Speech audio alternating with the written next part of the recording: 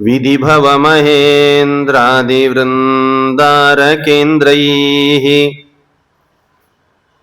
व्यक्तं व्याप्तं स्वगुणगणतो देशतः कालतश्च धूतावद्यं सुखचितिमयैर्मङ्गलैर्युक्तमङ्गैः सानार्थ्यन्नो विदददधिकं ब्रह्मनारायणाख्यम् भूषारत्नं भुवनवलयस्याखिलाश्चर्यरत्नम् लीलारत्नं जगति दुहितुर्देवता मौलिरत्नम् चिन्तारत्नं जगति भजतां सत्सरोजद्विरत्नम् कौसल्याया लसतु मम हृन्मण्डले पुत्ररत्नम् यं प्रौरजन्तमनुपेतमपेतकृत्यम् द्वैपायनो विरहकातर आजुहावा पुत्रेति तन्मयतया तरवो विनेदुः तं सर्वभूतहृदयं मुनिमानतोऽस्मि। सृष्टिस्थित्यप्ययेह नियतिदृशितमो बन्धमोक्षाश्च यस्मात् अस्य श्री ब्रह्मरुद्र प्रभृति सुरनरद्विषशत्रुआत्मकस्य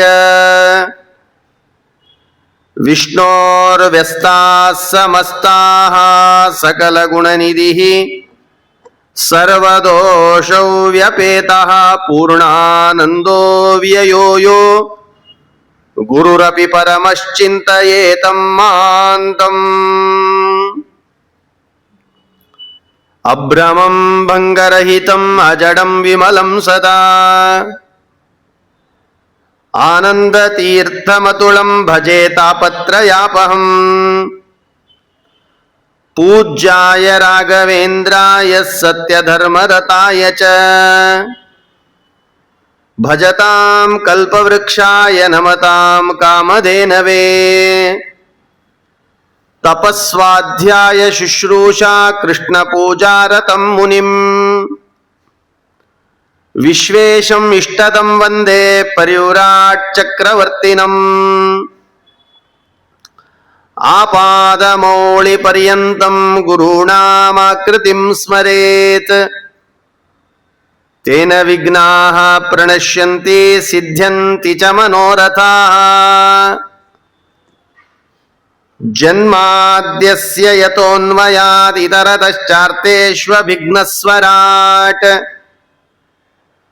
तेने ब्रह्महृदायादिकवये मुह्यन्ति यं सूरयः तेजो वारिमृदां यथा विनिमयो यत्र त्रिसर्गो मृषा धाम्ना स्वेन सदा निरस्तकुहकं सत्यं परं धीमहि। ಹರಿವಾಯು ಗುರುಗಳ ಚರಣಾರವಿಂದಗಳಲ್ಲಿ ಭಕ್ತಿಪೂರ್ವಕವಾದ ನಮಸ್ಕಾರಗಳನ್ನು ಸಲ್ಲಿಸಿ ಕ್ಷೇತ್ರದಲ್ಲಿ ಸನ್ನಿಹಿತರಾದ ಭೂವರಾಹ ಸ್ವಾಮಿ ತದಭಿನ್ನನಾದ ಶ್ರೀನಿವಾಸ ಅವನ ಪಾದಕಮಲಗಳಲ್ಲಿ ಭಕ್ತಿಪೂರ್ವಕವಾದ ನಮಸ್ಕಾರಗಳನ್ನು ಸಲ್ಲಿಸಿ ಮಂಗಳಾನುವಾದ ಶ್ರೀಮದ್ ಭಾಗವತದ ಮಂಗಳಾನುವಾದವನ್ನು ಪ್ರಾರಂಭ ಮಾಡ್ತಾ ಇದ್ದೇನೆ. ಆ ಮಂಗಳ ಶಬ್ದನೇ ಕೈ ಮುಗಿಯೋ ಹಾಗೆ ಮಾಡ್ತದಂತ. ಆ ಶಬ್ದನೇ ಹಾಗಿದೆ, ಮಂಗಳ. ನಮ್ಮ ಗುರುಗಳು ಹೇಳ್ತಿದ್ರು, ನೀನು ನಿನ್ನ ಜೀವನದಲ್ಲಿ ಒಂದು ಸಲ ಮಂಗಳ ಮಾಡ್ಕೋ, ಇಡೀ ಜೀವನ ಮಂಗಳ ಆಗ್ತದೆ ನಿಂದು ಅಂದಿದ್ರು. ನೋಡಿದ್ರೆ ಹೇಗೆ, ಎಂಥ ಶಬ್ದ ಅದು. ಮಂಗಳ ಶಬ್ದವೇ ಹಾಗೆ. ಅದಕ್ಕೆ ಶ್ರೀಮದ್ ಭಾಗವತದ ಮಂಗಳಾನುವಾದದ ಪ್ರಾರಂಭ ಮಾಡ್ತಾ ಇದ್ದೇವೆ. ಏನದು ಮಂಗಳ ಅಂತಂದ್ರೆ, ಕೆಲವರು ಅನ್ಕೊಂಡಿರ್ತಾರೆ ಮಂಗಳ ಅಂದ್ರೆ ಎಲಿ ಹಾಕೋ ಟೈಮಿಗೆ ಬಂದರೆ ಸಾಕು. ಮಂಗಳ ಈಸ್ ಈಕ್ವಲ್ ಟು ಊಟ ಅನ್ಕೊಂಡಾರ. ಈಗ ಎಲ್ಲಿ ಹೊಂಟ್ರಿ ಮಂಗಳಕುಂಟೆ, ಎಲ್ಲಿ ಹೊಂಟ್ರಿ ಮಂಗಳಕುಂಟೆ ಕಾನ್ಸೆಪ್ಟೇ ಇದು ಎಲ್ಲರಿಗೂ. ಚಲೋ ಆತಿ ಗುಡಿಯವರು ಯಾರ ತಲೆ ಒಳಗೆ ತುಂಬಿದ್ರು ಏನೋ ಸಾಯಂಕಾಲ ಮಂಗಳ ಮಾಡ್ರಿ ಅಂದಾರ. ಇಲ್ಲ ಬೆಳಗ್ಗೆ ಆಗಿದ್ರೆ ಕಿಕ್ಕಿರ್ತಿದ್ರು ಜನ. ಇಷ್ಟ ನೆಮ್ಮದಿ ಅದ ಸಾಕು, ಇಷ್ಟ ಜನ ಇರ್ಲಿ, ಯಾಕಂದ್ರೆ ಸಾಯಂಕಾಲ ಮಂಗಳ ಆದ್ರಿಂದ. ಮಂಗಳಾನುವಾದ ಅಂತಂದ್ರೆ ಯಾವತ್ತು ಪ್ರಾರಂಭ ಮಾಡಿ, ಸುಮ್ಮನೆ ಒಂದ್ಸಲ ಹೇಳಿಟ್ಟಿರ್ತೇನೆ ನಿಮಗೆ, ಮುಂದಿನ ಬರೋ ಆಚಾರ ಕೇಳ್ಬಿಡ್ಬೇಡ್ರಿ. ಆಮೇಲೆ ಮಂಗಳಾನುವಾದ ಅಂದ್ರೆ ಯಾವ ಆಚಾರ ಯಾವತ್ತು ಪ್ರಾರಂಭ ಮಾಡಿರ್ತಾರಲ್ಲ, ಎಲ್ಲಿ ತನಕ ಹೇಳಿರ್ತಾರೋ ಅದನ್ನ ಮತ್ತೆ ಪುನಃ ಒಂದ್ಸಲ ಅನುವಾದ ಮಾಡ್ಬೇಕಂತ. ಅಷ್ಟು ಟೈಮ್ ಇಲ್ಲೀಗ. ಲಗ್ನಕ್ಕೆ ಹೋಗ್ತೇನೆ ಅಂದವ್ರೆ ಯಾರು ಬಂದಿಲ್ಲ ಇನ್ನ. ಯಾರು ಸಲ 5:30 ಇಟ್ಟು ಅವರೇ ಬಂದಿಲ್ಲ ಇನ್ನ. 4 ಕುಷ್ಟಗಿಯಿಂದ ಬಂದೇನು ಮತ್ತೆ. ಸರಿ, ಹಾಗಾದ್ರೆ ನಿಯಮ ಏನಿಲ್ಲ, 8ರ ತನಕನೂ ಹೇಳ್ಬೋದು, ಕೂಡೋರ್ ಗಟ್ಟಿರ್ಬೇಕಷ್ಟೆ. ಮಂಗಳಾನುವಾದ ಅಂತಂದ್ರೆ ಮಂಗಳಾನುವಾದ ಮಂಗಳಾನುವಾದ ಮಂಗಳಾನುವಾದ ಅಂತಾರೆ ಎಲ್ಲರೂ. ಮಂಗಳ ದಿವಸ ಅನುವಾದ ಅಂತ. ಯಾವಾಗ ಯಾವ ವಿಷಯ ಪ್ರಾರಂಭ ಮಾಡಿರ್ತೇವೋ ಆ ವಿಷಯವನ್ನ ಕೊನೆ ತನಕ ಅಲ್ಲೆಲ್ಲೇ ಸೆನ್ಸರ್ ಮಾಡಿ ಎಚ್ಚರ ತಂದು ಅವರಿಗೆಲ್ಲ ಅಷ್ಟು ಹೇಳಿ ಇಷ್ಟು ಹೇಳೇವಿ ಅಂತ ಹೇಳ್ಕೊಂಡು ಆಮೇಲೆ ಮಂಗಳಾನುವಾದ ಅಂತ ಮಂಗಳದ ಮುಂದಿನ ವಿಷಯಗಳನ್ನು ಹೇಳಿ ಮಂಗಳ ಮಾಡೋದು. ಎಲ್ಲಿಗೆ? ಮಂಗಳದ ವಿಷಯಕ್ಕೆ ಮಂಗಳ ಮಾಡಬೇಕು. ಮತ್ತೆ ಈಗ ಕೃಷ್ಣ ಅವತಾರ ಮಾಡಿದ ಅಂತ ನಿಂದ್ರಿಸ್ಬಿಡ್ಬಾರ್ದು, ಕೃಷ್ಣನ ಲೀಲೆ ಹೇಳಿ ನಿಂದ್ರಿಸ್ಬಿಡ್ಬಾರ್ದು. ಕೃಷ್ಣನ ವಿವಾಹ ಮಹೋತ್ಸವವನ್ನ ಹೇಳಿದ್ರೆ ಅದು ಮಂಗಳ ಅಂತ ಕರೆಸ್ಕೊಳ್ಳೋದು. ಇದು ಮಂಗಳ ಅನ್ನೋ ಕಾನ್ಸೆಪ್ಟ್. ಇದು ನಾವು ಪ್ರಾರಂಭ ಮಾಡಿದ್ದು ಸೂರ್ಯವಂಶ 9ನೇ ಸ್ಕಂದ ಅಂತ ಪ್ರಾರಂಭ ಮಾಡಿ ಸೂರ್ಯವಂಶಾವಳಿ, ಚಂದ್ರವಂಶಾವಳಿಗಳು, ಪರಮಾತ್ಮನ ಅಲ್ಲಿ ಬಂದ ಪರಮಾತ್ಮನ ಅವತಾರದ ಚಿಂತನೆ ಇಷ್ಟು ಮಾಡ್ಯವ ತಾನೆ. ಸೂರ್ಯವಂಶದಲ್ಲಿ ರಾಮಾವತಾರದ ಚಿಂತನೆ ಮಾಡಿದ್ವಿ. ಚಂದ್ರವಂಶದಲ್ಲಿ ಪರಶುರಾಮ, ಭಾರ್ಗವರಾಮ, ವೇದವ್ಯಾಸ, ಕೃಷ್ಣ. ಹಾಗಾದ್ರೆ 9ನೇ ಸ್ಕಂದ ಅಂತ ಒಂದು ಕಾನ್ಸೆಪ್ಟ್ ಇಟ್ಟುಕೊಂಡು ವಂಶವನ್ನ ಅಂತ ಹೇಳ್ತಾ ಹೊರಟಾಗ ವಂಶದಲ್ಲಿ ಇಷ್ಟು ಪರಮಾತ್ಮನ ಅವತಾರದ ಚಿಂತನೆಯನ್ನ ನಾವು ಮಾಡ್ತಾ ಬಂದ್ವಿ. ಸಾಕಲ್ಲ, ಇದು ಸೆನ್ಸರ್ ಆಯ್ತು, ಎಲ್ಲ ನೆನಪಾಗ್ತದೆ ನಿಮ್ಗೆ. ಹಾಗಾದ್ರೆ ರಾಮಾವತಾರ ಏನಾಯ್ತು ಅವಾಗ ನಿಮ್ಗೆ ಅದೆಲ್ಲ ನೆನಪಾಗ್ತದೆ. ಸೂರ್ಯವಂಶ ಅಂದ್ರೆ ರಾಜರ ಕಥೆ ಏನಿದ್ವು ಅವೆಲ್ಲ ನೆನಪಾಗ್ತದೆ.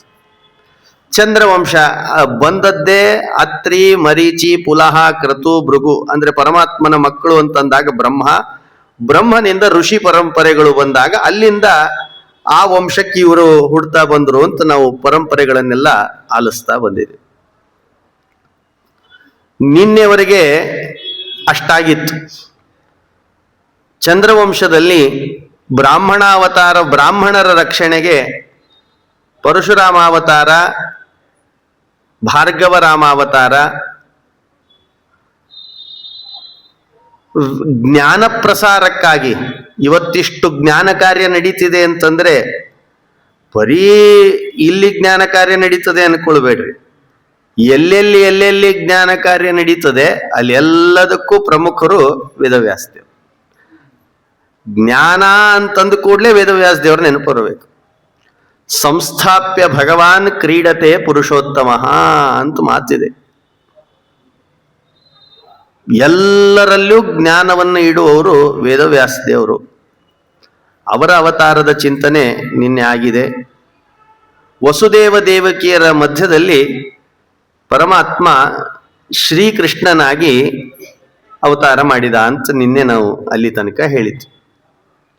ಅವತಾರದ ಉದ್ದೇಶ ಏನು ಅಂತ ಕೇಳಿದ್ರೆ ಜಾತಕ್ ಹಂಸವದಾರ್ಥಾಯ ಭೂಭಾರ ಹರಣಾಯ ಚ ಅಂತ ಒಂದು ಮಾತು ಹೇಳಿದ್ವಿ ನಿನ್ನೆ. ಇನ್ನೊಂದು ಭಗವದ್ಗೀತೆಯಲ್ಲಿ ನೋಡುವಾಗ ಯದಾ ಯದಾ ಹಿ ಧರ್ಮಸ್ಯ ಗ್ಲಾನಿರ್ಭವತಿ ಭಾರತ ಅಭ್ಯುತ್ಥಾನಮ ಧರ್ಮಸ್ಯ ತದಾ ಆತ್ಮಾನಂ ಸೃಜಾಮ್ಯಹಂ. ಯಾವಾಗ ಯಾವಾಗ ಅಧರ್ಮ ತಾಂಡವ ಆಡುತ್ತದೆ ಆವಾಗ ಅದನ್ನ ದಮನ ಮಾಡಿ ಧರ್ಮಸ್ಥಾಪನೆಗಾಗಿ ನಾನು ಅವತರಿಸ್ತೇನೆ ಅಂತ ತದಾ ಆತ್ಮ ನನ್ನನ್ನು ನಾನು ಸೃಷ್ಟಿ ಮಾಡ್ಕೊಂಡು ಬರ್ತೀನಿ ಅಂತ ಕೃಷ್ಣ ಪರಮಾತ್ಮ ಹೇಳಿದ ಹಾಗೆ ಕೃಷ್ಣಾವತಾರದ ಚಿಂತನೆ ಇಷ್ಟ ಆಗ್ತದೆ. ಕೃಷ್ಣ ದೇವಕಿಯ ಹತ್ರ ಅವತರಿಸಿ ಯಶೋದೆ ಹತ್ರ ಬೆಳೆಯುವ ಪ್ರಸಂಗ ಬಂತು. ಅಲ್ಲಿ ಬೆಳೆಯುವಾಗ ಅವಳು ನನ್ನ ಸದಾ ಕಾಲ ಮಲಗಿದ್ನಲ್ಲ, ಅವನ ಜೊತೆ ಅಕ್ಕಿ ಜೊತೆಯಲ್ಲೇ ಮಲಗ್ತಿದ್ದ. ಅವಳೇ ಮಲಗಿಸ್ಬೇಕು, ಅವಳೇ ಜೋ ಅನ್ನಬೇಕು, ಅವಳೇ ಎಬ್ಬಿಸ್ಬೇಕು, ತಿನ್ನಿಸ್ಬೇಕು, ಉಣಿಸ್ಬೇಕು. ಮಗುವಾಗಿ ಅವತಾರ ಮಾಡಿದಾನಾದ್ರಿಂದ ಮಗುವಿಗೆ ಏನೇನ್ ಬೇಕೋ ಅದೆಲ್ಲ ಮಾಡ್ತಿದ್ಲಂತ. ಹಂಗ ಮಾಡಿ ಮಾಡಿ ಮಾಡಿ ಕೊನೆಗೆ ಅವಳಿಗೆ ಏನ್ ಅನಿಸ್ತಿತ್ತಂದ್ರೆ ನನ್ನ ಮಗ ಅಂತಿದ್ಲಂತಕ್ಕೆ. ವಾಸ್ತವಿಕವಾಗಿ ಅವನ ಮಗ ಆಗ್ಲಿಕ್ಕೆ ಸಾಧ್ಯ ಇಲ್ಲ, ಆದ್ರೆ ನನ್ನ ಮಗ ನನ್ನ ಮಗ ನನ್ನ ಮಗ ಅಂತಿದ್ಲಂತ. ಅದೊಂದು ಯಾವುದೋ ಪದ್ಯ ಇದೆ ಅಲ್ಲ, ಆಡಿಸಿದಳೆ ಶೋದೆ ಜಗದೋದ್ಧಾರನ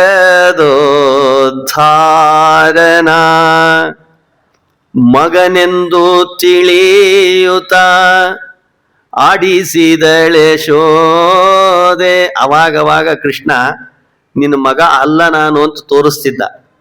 ಈ ಕಿಮ್ಮತ್ತ ನನ್ನ ಮಗ ಅಂತಿದ್ರು. ಯಾವಾಗ ಯಾವಾಗ ತೋರಿಸ್ಯಾನೆ?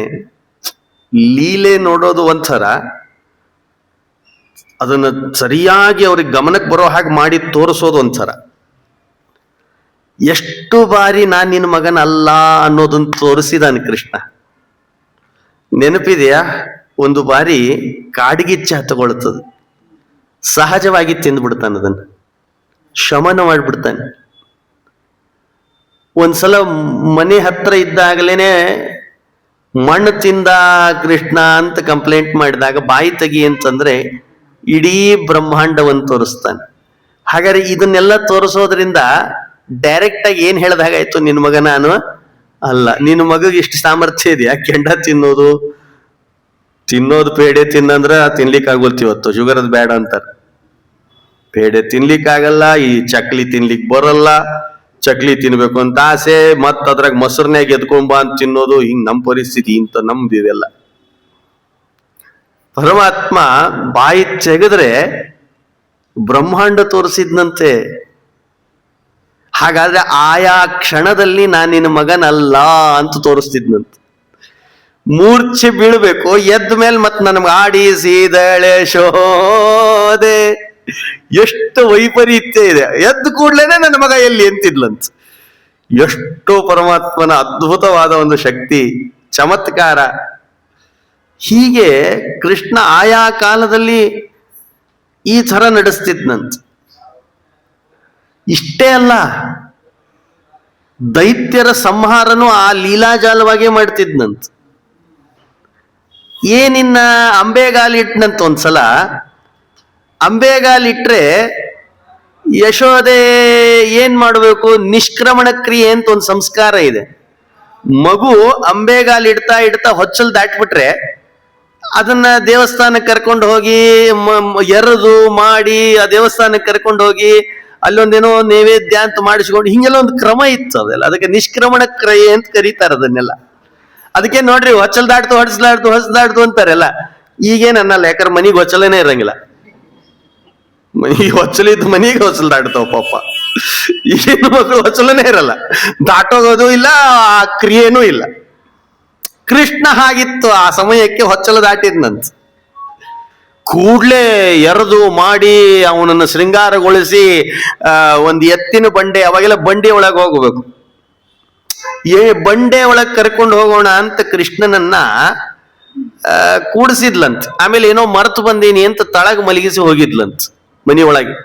ಬರೋದ್ರೊಳಗೆ ಬಲಗಾಲನ ಹೆಬ್ಬಟ್ಟಿನ ಒಂದು ಇದರಿಂದ ಅದನ್ನ ಹಾರಿಸಿದ್ನಂತ.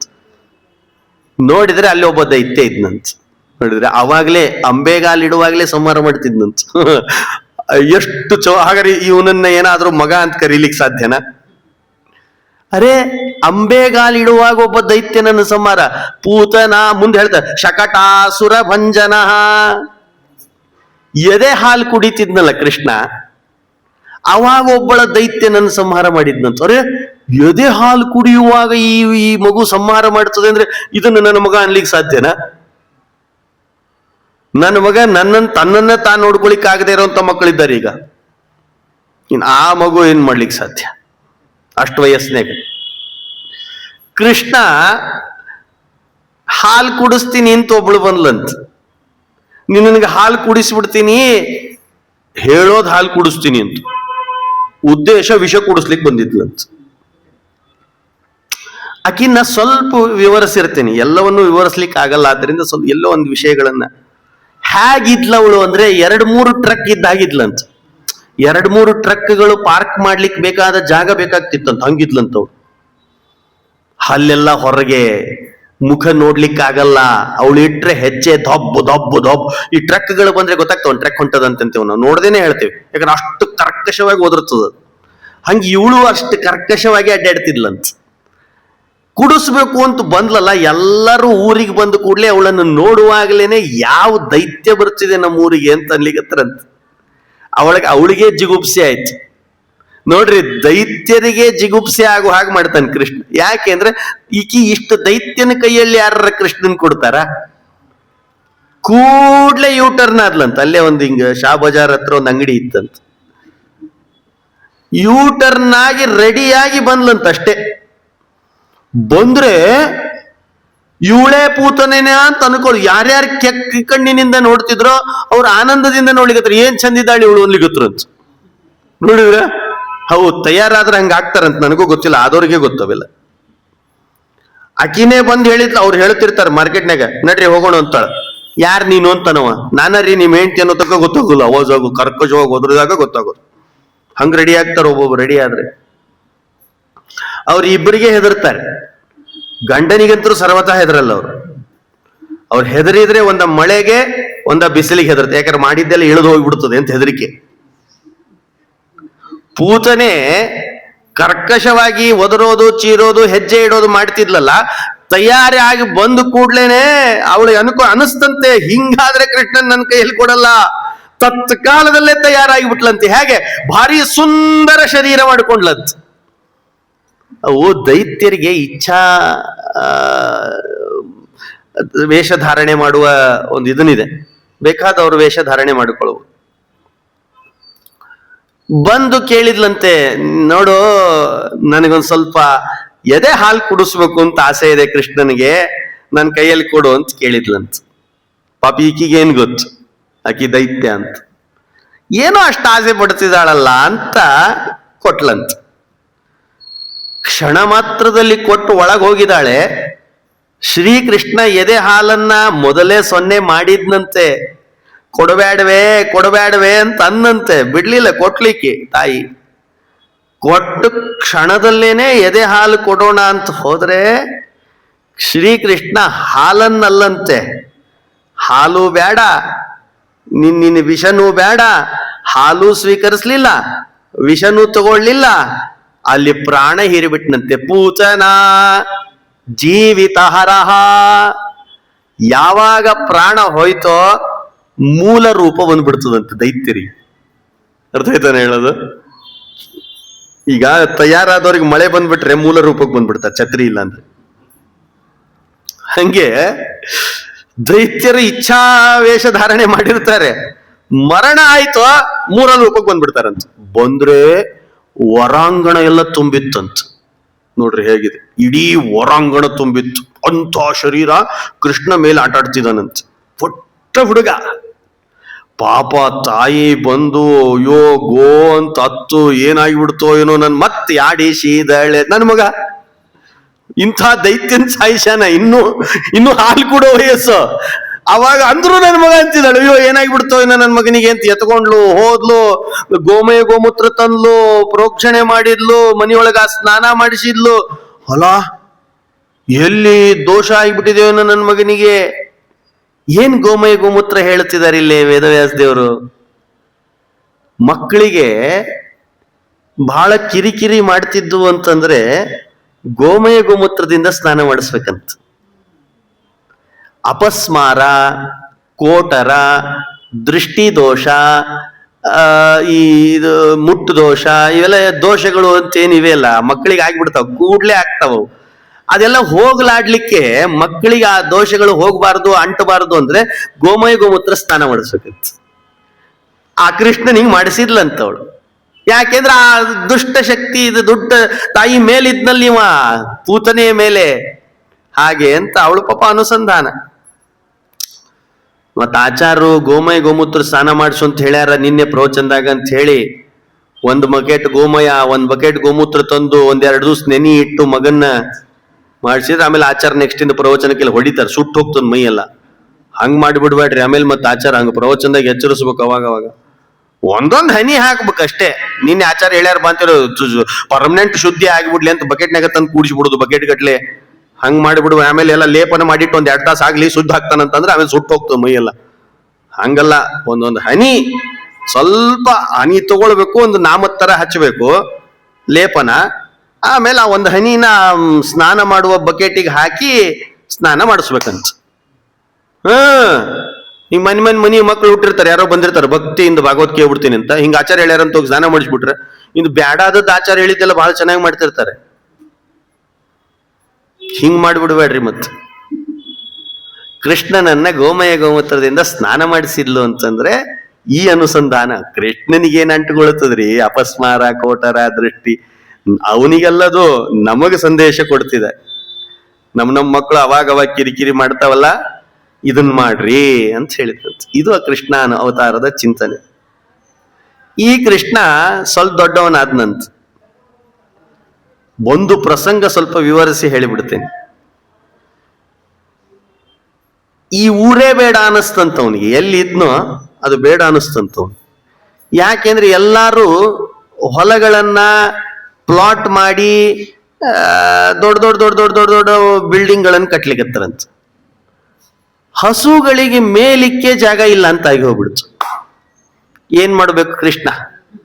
ಎಲ್ಲೆಲ್ಲಿ ಹಸುಗಳಿಗೆ ಮೇವಿಲ್ಲ ಅಲ್ಲೆಲ್ಲಿ ಕೃಷ್ಣ ಇರ್ತಿದ್ದಿಲ್ಲಂತ. ಹೇಗಿದೆ ನೋಡ್ರಿ, ಕೃಷ್ಣ ಹಸು ಮೇಯ್ಬೇಕು, ಚೆನ್ನಾಗಿ ಮೇಯ್ಲಿಕ್ಕೆ ಹುಲ್ಲು ಬೇಕು ಅದಕ್ಕೆ. ಎಲ್ಲಿ ಹುಲ್ಲಿಲ್ಲ ಕೃಷ್ಣ ಇರ್ತಿದ್ದಿಲ್ಲ. ಹೊರಡೋಣೆಲ್ಲಿದ ಅಂತಂದಂತ ನೋಡ್ರಿ, ಘೋಷೋಯಂ ನಗರಾಯತೆ ಅಂತ ಮಾತಾಡ್ತಾನೆ ಕೃಷ್ಣ. ಯಾವ ಹಳ್ಳಿ ನಗರವಾಗ್ತದ ಅದನ್ನ ಬಿಟ್ಟು ಕೃಷ್ಣ ಹೊರಡ್ತಾನಂತ. ನಾವು ಕೃಷ್ಣನ ವಿರುದ್ಧ ಇದ್ದೇವಲ್ರಿ ಆಚಾರ ಅಲ್ವಾ? ನಾವ್ ಯಾವ ಹಳ್ಳಿ ಆಗಿರ್ತಾರ, ಹಳ್ಳಿ ಬಿಟ್ಟು ಬ್ರಾಹ್ಮಣರೆಲ್ಲ ಶಿಟಿ ಹೋಗಿ ನಾವು ಉಲ್ಟಾ ಇದ್ದೇವೆ. ಕೃಷ್ಣನ್ ಬೇಕಾದ್ರೆ ಕೃಷ್ಣ ನಾವ್ ಇದ್ದಂಗೆ ಇರ್ಲಿ, ನಾವ್ ಹಿಂಗನ್ನೋರು ನಾವು. ಘೋಷೋಯಂ ನಗರಾಯತೆ, ಹಸುಗಳಿಗೆ ಮೊನ್ನೆ ಹೇಳಿದೆ, ಹಸುಗಳಿಗೆ ಸ್ವಚ್ಛಂದವಾಗಿ ಮೇವುಗಳನ್ನು ತಿಂದ್ರೆ ಶುದ್ಧವಾದ ಹಾಲನ್ನ, ಪೌಷ್ಟಿಕವಾದ ಹಾಲು ಕೊಡ್ತದಂತೆ. ಒಬ್ಬೊಬ್ಬರಿಗೆ ಒಂದೊಂದರಿಂದ ಆನಂದ. ಹಸುಗಳಿಗೆ ಮೊನ್ನೆ ಹೇಳಿದ್ನಲ್ಲ, ಹಸುಗಳಿಗೆ ಮೇಯ್ದು ಬರೋದ್ರಿಂದ ಪೌಷ್ಟಿಕವಾದ ಹಾಲು ಕೊಡ್ತದೆ, ಶುದ್ಧವಾದ ಹಾಲು. ಆನೆಗೆ ಸ್ನಾನ ಮಾಡಿಸಿ ಆದ್ಮೇಲೆ ಕೆಸರು ಹಾಕೊಂಡ್ರೇನೆ ಆನಂದ, ಇಲ್ಲ ಮಾವುತನ ಸಾಯಿಸೇ ಬಿಡ್ತದಂತದು ಬಿಡ್ಲಿಲ್ಲ ಅಂದ್ರೆ. ಕಟ್ಟಿ ಹಾಕೋ ಹಾಗಿಲ್ಲ ಆನೆಯನ್ನ, ಅದು ಸ್ವಚ್ಛ ತೊಳೆದ ಮೇಲೆ ಅದನ್ನ ಕಟ್ಟಿ ಹಾಕ್ಬಾರ್ದಂತ. ಅದು ಪಾಂಶು ಎಲ್ಲ ಧೂಳು ಹೊಲಸಿದ್ದಲ್ಲಿ ಹೋಗಿ ಕೆಸರು ಹಾಕೊಳ್ತದಂತ. ಸ್ತ್ರೀಣಾಂ ಭಾರೇನ ತುಷ್ಯಂತಿ ಅಂತ, ಹೆಣ್ಮಕ್ಳು ಭಾರ ಹಾಕೋದ್ರಿಂದ ಅವ್ರ ಮೇಲೆ ಖುಷಿ ಪಡ್ತಾರಂತ. ಅಂದ್ರೆ ಭಾರ ಅಂದ್ರೆ ಒಂದ್ 8-10 ಕೊಡ ಹೊರ್ರಿ ನೀರ್ ಅಂದ್ರಲ್ಲ, ಮತ್ತ ತಲೆ ತೊಗೊಂಡು ಹೋಗಿತಾರೆ 8ನೇ ಕೂಡ. ನೀರ್ ತುಂಬೋ ಭಾರ ಅಲ್ಲ, ಸ್ತ್ರೀಣಾಂ ಭಾರೇಣ ಅಂತಾರೆ, ಗರ್ಭಭಾರೇಣ ತುಷ್ಯಂತಿ. ಈಗಿನವ್ರಲ್ಲ, 2025 ಅವರಲ್ಲ, ಅವಾಗಿದ್ರು ಹೆಣ್ಮಕ್ಳು ಹಂಗೆ. ಈಗೆಲ್ಲ ಫ್ಯೂಚರ್ ಪ್ಲಾನ್ ಹಾಕ್ತಾರೆ. ಈಗ ಇಷ್ಟ್ಲಗು ಯಾಕೆ ಅಂತಾರೆ. ಆಮೇಲೆ ಬೇಕು ಅಂದ್ರೆ ಗುಡಿ ಗುಂಡಾರ ಅಡ್ಡಾಡ್ಲಿಕ್ಕೆ ಸ್ಟಾರ್ಟ್ ಮಾಡ್ತಾರೆ. ಇಷ್ಟ್ಲಗು ಯಾಕೆ ಅಂದಿರ್ತಾರ ನೆನಪು ಇರಲ್ಲ ಅವಾಗ ಅವ್ರು. ಈಗಿನ ಹೆಣ್ಮಕ್ಳಲ್ಲವೋ, ಈಗಿನ ಹೆಣ್ಮಕ್ಳ ಬೇರೆ ಅವು ಎಲ್ಲಿದು ಬಂದವಂತ ಅವಕ್ಕ ಗೊತ್ತು. ಸ್ತ್ರೀಣಾಂ ಭಾರೇಣ ತುಷ್ಯಂತಿ ಅಂದ್ರೆ ಹೆಣ್ಮಕ್ಕಳಿಗೆ ಗರ್ಭಭಾರದಿಂದ ಸಂತೋಷ ಆಗ್ತದಂತ. ಹಾಗಾದ್ರೆ ಆನೆಗೆ ಕೆಸರು ಹಾಕೊಳ್ಳೋದ್ರಿಂದ, ಹಸುವಿಗೆ ಸ್ವಚ್ಛಂದವಾಗಿ ವಿಹಾರ ಮಾಡೋದ್ರಿಂದ, ಸ್ತ್ರೀಯರಿಗೆ ಗರ್ಭಭಾರದಿಂದ, ಇನ್ನೊಂದು ಮಾತಿದೆ ನಗ್ತಿರಿ, ಬ್ರಾಹ್ಮಣರಿಗೆ ಇನ್ನೊಬ್ಬರಿಗೆ ಜಗಳ ಹಚ್ಕೊಡೋದ್ರಿಂದ ಅಂತ. ಬಹಳ ಸಂತೋಷ ಪಡ್ತಾನಂತ ಬ್ರಾಹ್ಮಣ. ಅವ್ರವ್ರ ಜಗಳಾಡ್ಲಿಕ್ಕೆ ಹತ್ರ ನೋಡಿದ್ಯಾ ಆ ಜಗಳಕ್ಕೆ ಹೋಗಂಗಿಲ್ಲ, ಅವ್ರ ಜಗಳದಿಂದ ಆನಂದ ಪಡುತ್ತೆ. ಹಿಂಗೆ ಇಂಥ ಒಬ್ಬೊಬ್ರು ಸ್ವಭಾವ ಅದು. ಸರಿ, ಬಹಳ ಹೊರಗೆ ಹೋಗೋದು ಬೇಡ, ಮತ್ತೆ ಒಳಗೆ ಬರೋಣ. ಕೃಷ್ಣ ಹಸು ಕಂಡ್ರೆ ಬಹಳ ಪ್ರೀತಿ. ಮುಂದೆಲ್ಲ ನಿಮ್ಗೆ ಹೇಳೋರಿದ್ದಾರೆ, ಅದಕ್ಕೆ ಬೇರೆ ಬೇರೆ ಕಥೆ ಜೋಡಿಸ್ಕೊಂಡು ಹೇಳಬೇಕಷ್ಟೆ. ಮಹಾಭಾರತದ ಒಂದು ಕತೆ ಹೇಳಿರ್ತೇನೆ ಸುಮ್ಮನೆ ನಿಮಗೆ. ಹಸುಗಳು ಅಂದ್ರೆ ಹೇಗೆ, ಹಸು ವಿಷಯ ಬಂತು. ಗೋ ಶಬ್ದ ಎರಡನ್ನು ಹೇಳುತ್ತದೆ. ಮಧ್ವಿಜಯದಲ್ಲಿ ನಾರಾಯಣ ಪಂಡಿತಾಚಾರ್ಯ ಹೇಳುವಾಗ, ಅನಾಕುಲಂ ಗೋಕುಲ ಮುಲ್ಲಲಾಸ ಯತ್ಪಾಲಿತಂ ನಿತ್ಯಮನಾವಿಲಾತ್ಮ ತಸ್ಮೈ ನಮೋ ನೀರದ ನೀಲಭಾಸೆ ಕೃಷ್ಣಾಯ ಕೃಷ್ಣ ರಮಣ ಪ್ರಿಯಾಯ ಅಂದಾಗ, ಅಲ್ಲಿ ನಾರಾಯಣ ಪಂಡಿತಾಚಾರ್ಯರು ಹೇಳುವಾಗ ಗೋ ಶಬ್ದಕ್ಕೆ ಎರಡು ಅರ್ಥ ಹೇಳುತ್ತೆ. ಒಂದು ವೇದಗಳ ವೃಂದ, ಇನ್ನೊಂದು ಗೋವುಗಳ ವೃಂದ, ಇನ್ನೊಂದು ವೇದ ರಕ್ಷಣೆ ಮಾಡಿಕೊಂಡು ವೇದಾಧ್ಯಯನ ಮಾಡ್ತಿರ್ತಾರಲ್ಲ ಆ ವೃಂದ ಅಂತ ನೋಡ್ರಿ ಹೇಗಿದೆ. ಗೋವೃಂದ ಅಂದ್ರೆ ಗೋ ಶಬ್ದಕ್ಕೆ ವೇದ ಅಂತಲೂ ಅರ್ಥ, ವೇದಾಧ್ಯಯನ ಮಾಡುವ ವೃಂದ ಅಂತಲೂ ಇಟ್ಕೋರಿ. ಇನ್ನೊಂದು ಗೋ ಶಬ್ದ ಅಂದ್ರೆ ಹಸುಗಳ ವೃಂದ ಅಂತ ಅರ್ಥ. ನಮ್ಮಲ್ಲಿ ಗೋ ಶಬ್ದ ಯಾಕೆ ಅಷ್ಟು ಕೃಷ್ಣ ಅದರ ಮೇಲೆ ಪ್ರೀತಿ ಅಂದ್ರೆ, ಗೋವುಗಳಿಗೆ 3 ಲೋಕದ ವಾರ್ತೆ ಕಿವಿಗೆ ಬೀಳ್ತಿತ್ತಂತ. ಅಷ್ಟೇ ಅಲ್ಲ, ಮಾತಾಡಿ ಹೇಳ್ತಿತ್ತಂತದು. ಈ ಲೋಕದಾಗ ಹಿಂಗ ಇವ್ರು ಮಾತಾಡ್ಲಿಕ್ಕತ್ತಾರ ನೋಡು, ಯಜಮಾನ್ ಕೇಳಿದ್ರೆ ಹೇಳ್ತಿತ್ತಂತ. ನೋಡ್ರಿ ಹೇಗಿದೆ ಇದು. ಮಹಾಭಾರತದಲ್ಲಿ ಬಂದ ಕತೆ, ಅಥೆಂಟಿಕ್ ಇದು, ಸುಮ್ಮನೆ ಏನೋ ಟೈಮ್ ಪಾಸಿಗೆ ಕತೆ ಅಲ್ಲಿದು. ಮತ್ತೆ ಒಬ್ಬ ಗೃಹಿಣಿ ಮನೆಯಲ್ಲಿ ಒಂದು ಹಸು ಸಾಕಿದ್ಲಂತ. ಆ ಹಸು ಪ್ರತಿನಿತ್ಯ ಗೃಹಿಣಿ ಹತ್ರ ಸೇವೆ ತಗೊಳ್ತಿತ್ತಂತ.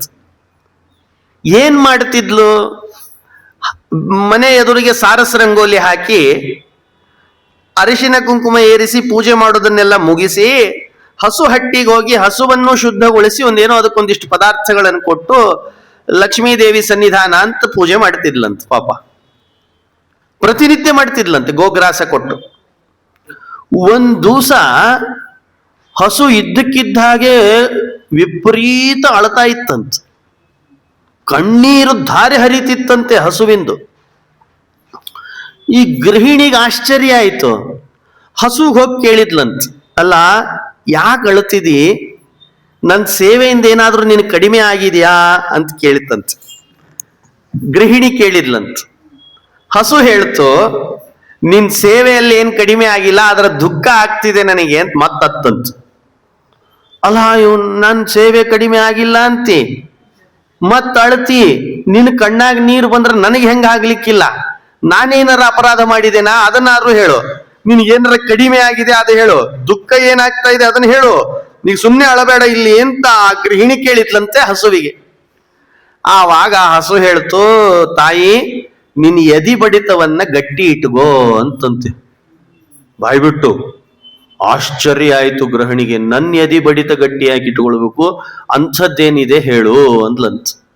ಇಲ್ಲ, ಇವತ್ತು ಬೆಳಗ್ಗೆ ಯಮಲೋಕದ ಯಮಕಿಂಕರರು ಯಮನ್ ಮುಂದೆ ನಿಂತಾಗ ಯಮ ಹೇಳ್ತಿದ್ದ, ಇವತ್ತು ಮಧ್ಯಾಹ್ನ ನಾಳೆ ಬೆಳಗ್ಗೆ ನಿನ್ನ ಗಂಡನ ಪ್ರಾಣ ತಗೊಂಡು ಹೋಗ್ಬೇಕು ಅಂತ ಹೇಳ್ತಾ ಇದ್ದ ಅನ್ನತ್. ಕುಸುದು ಬಿದ್ಲಂತೆ ಗೃಹಿಣಿ. ಆಮೇಲೆ ತಾನೇ ಬಾಲ ಅಳಗಾಡಿಸಿ ಮಾಡಿ ಏನೋ ಗೋಮೂತ್ರ ಪ್ರೋಕ್ಷಣೆ ಮಾಡಿದ ಹಾಗೆ ಮಾಡಿ ಎಬಸಿತ್ತಂತೆ. ಆಕಳನೆ ಹಸುವಿನೇ ಎಬಸ್ತು.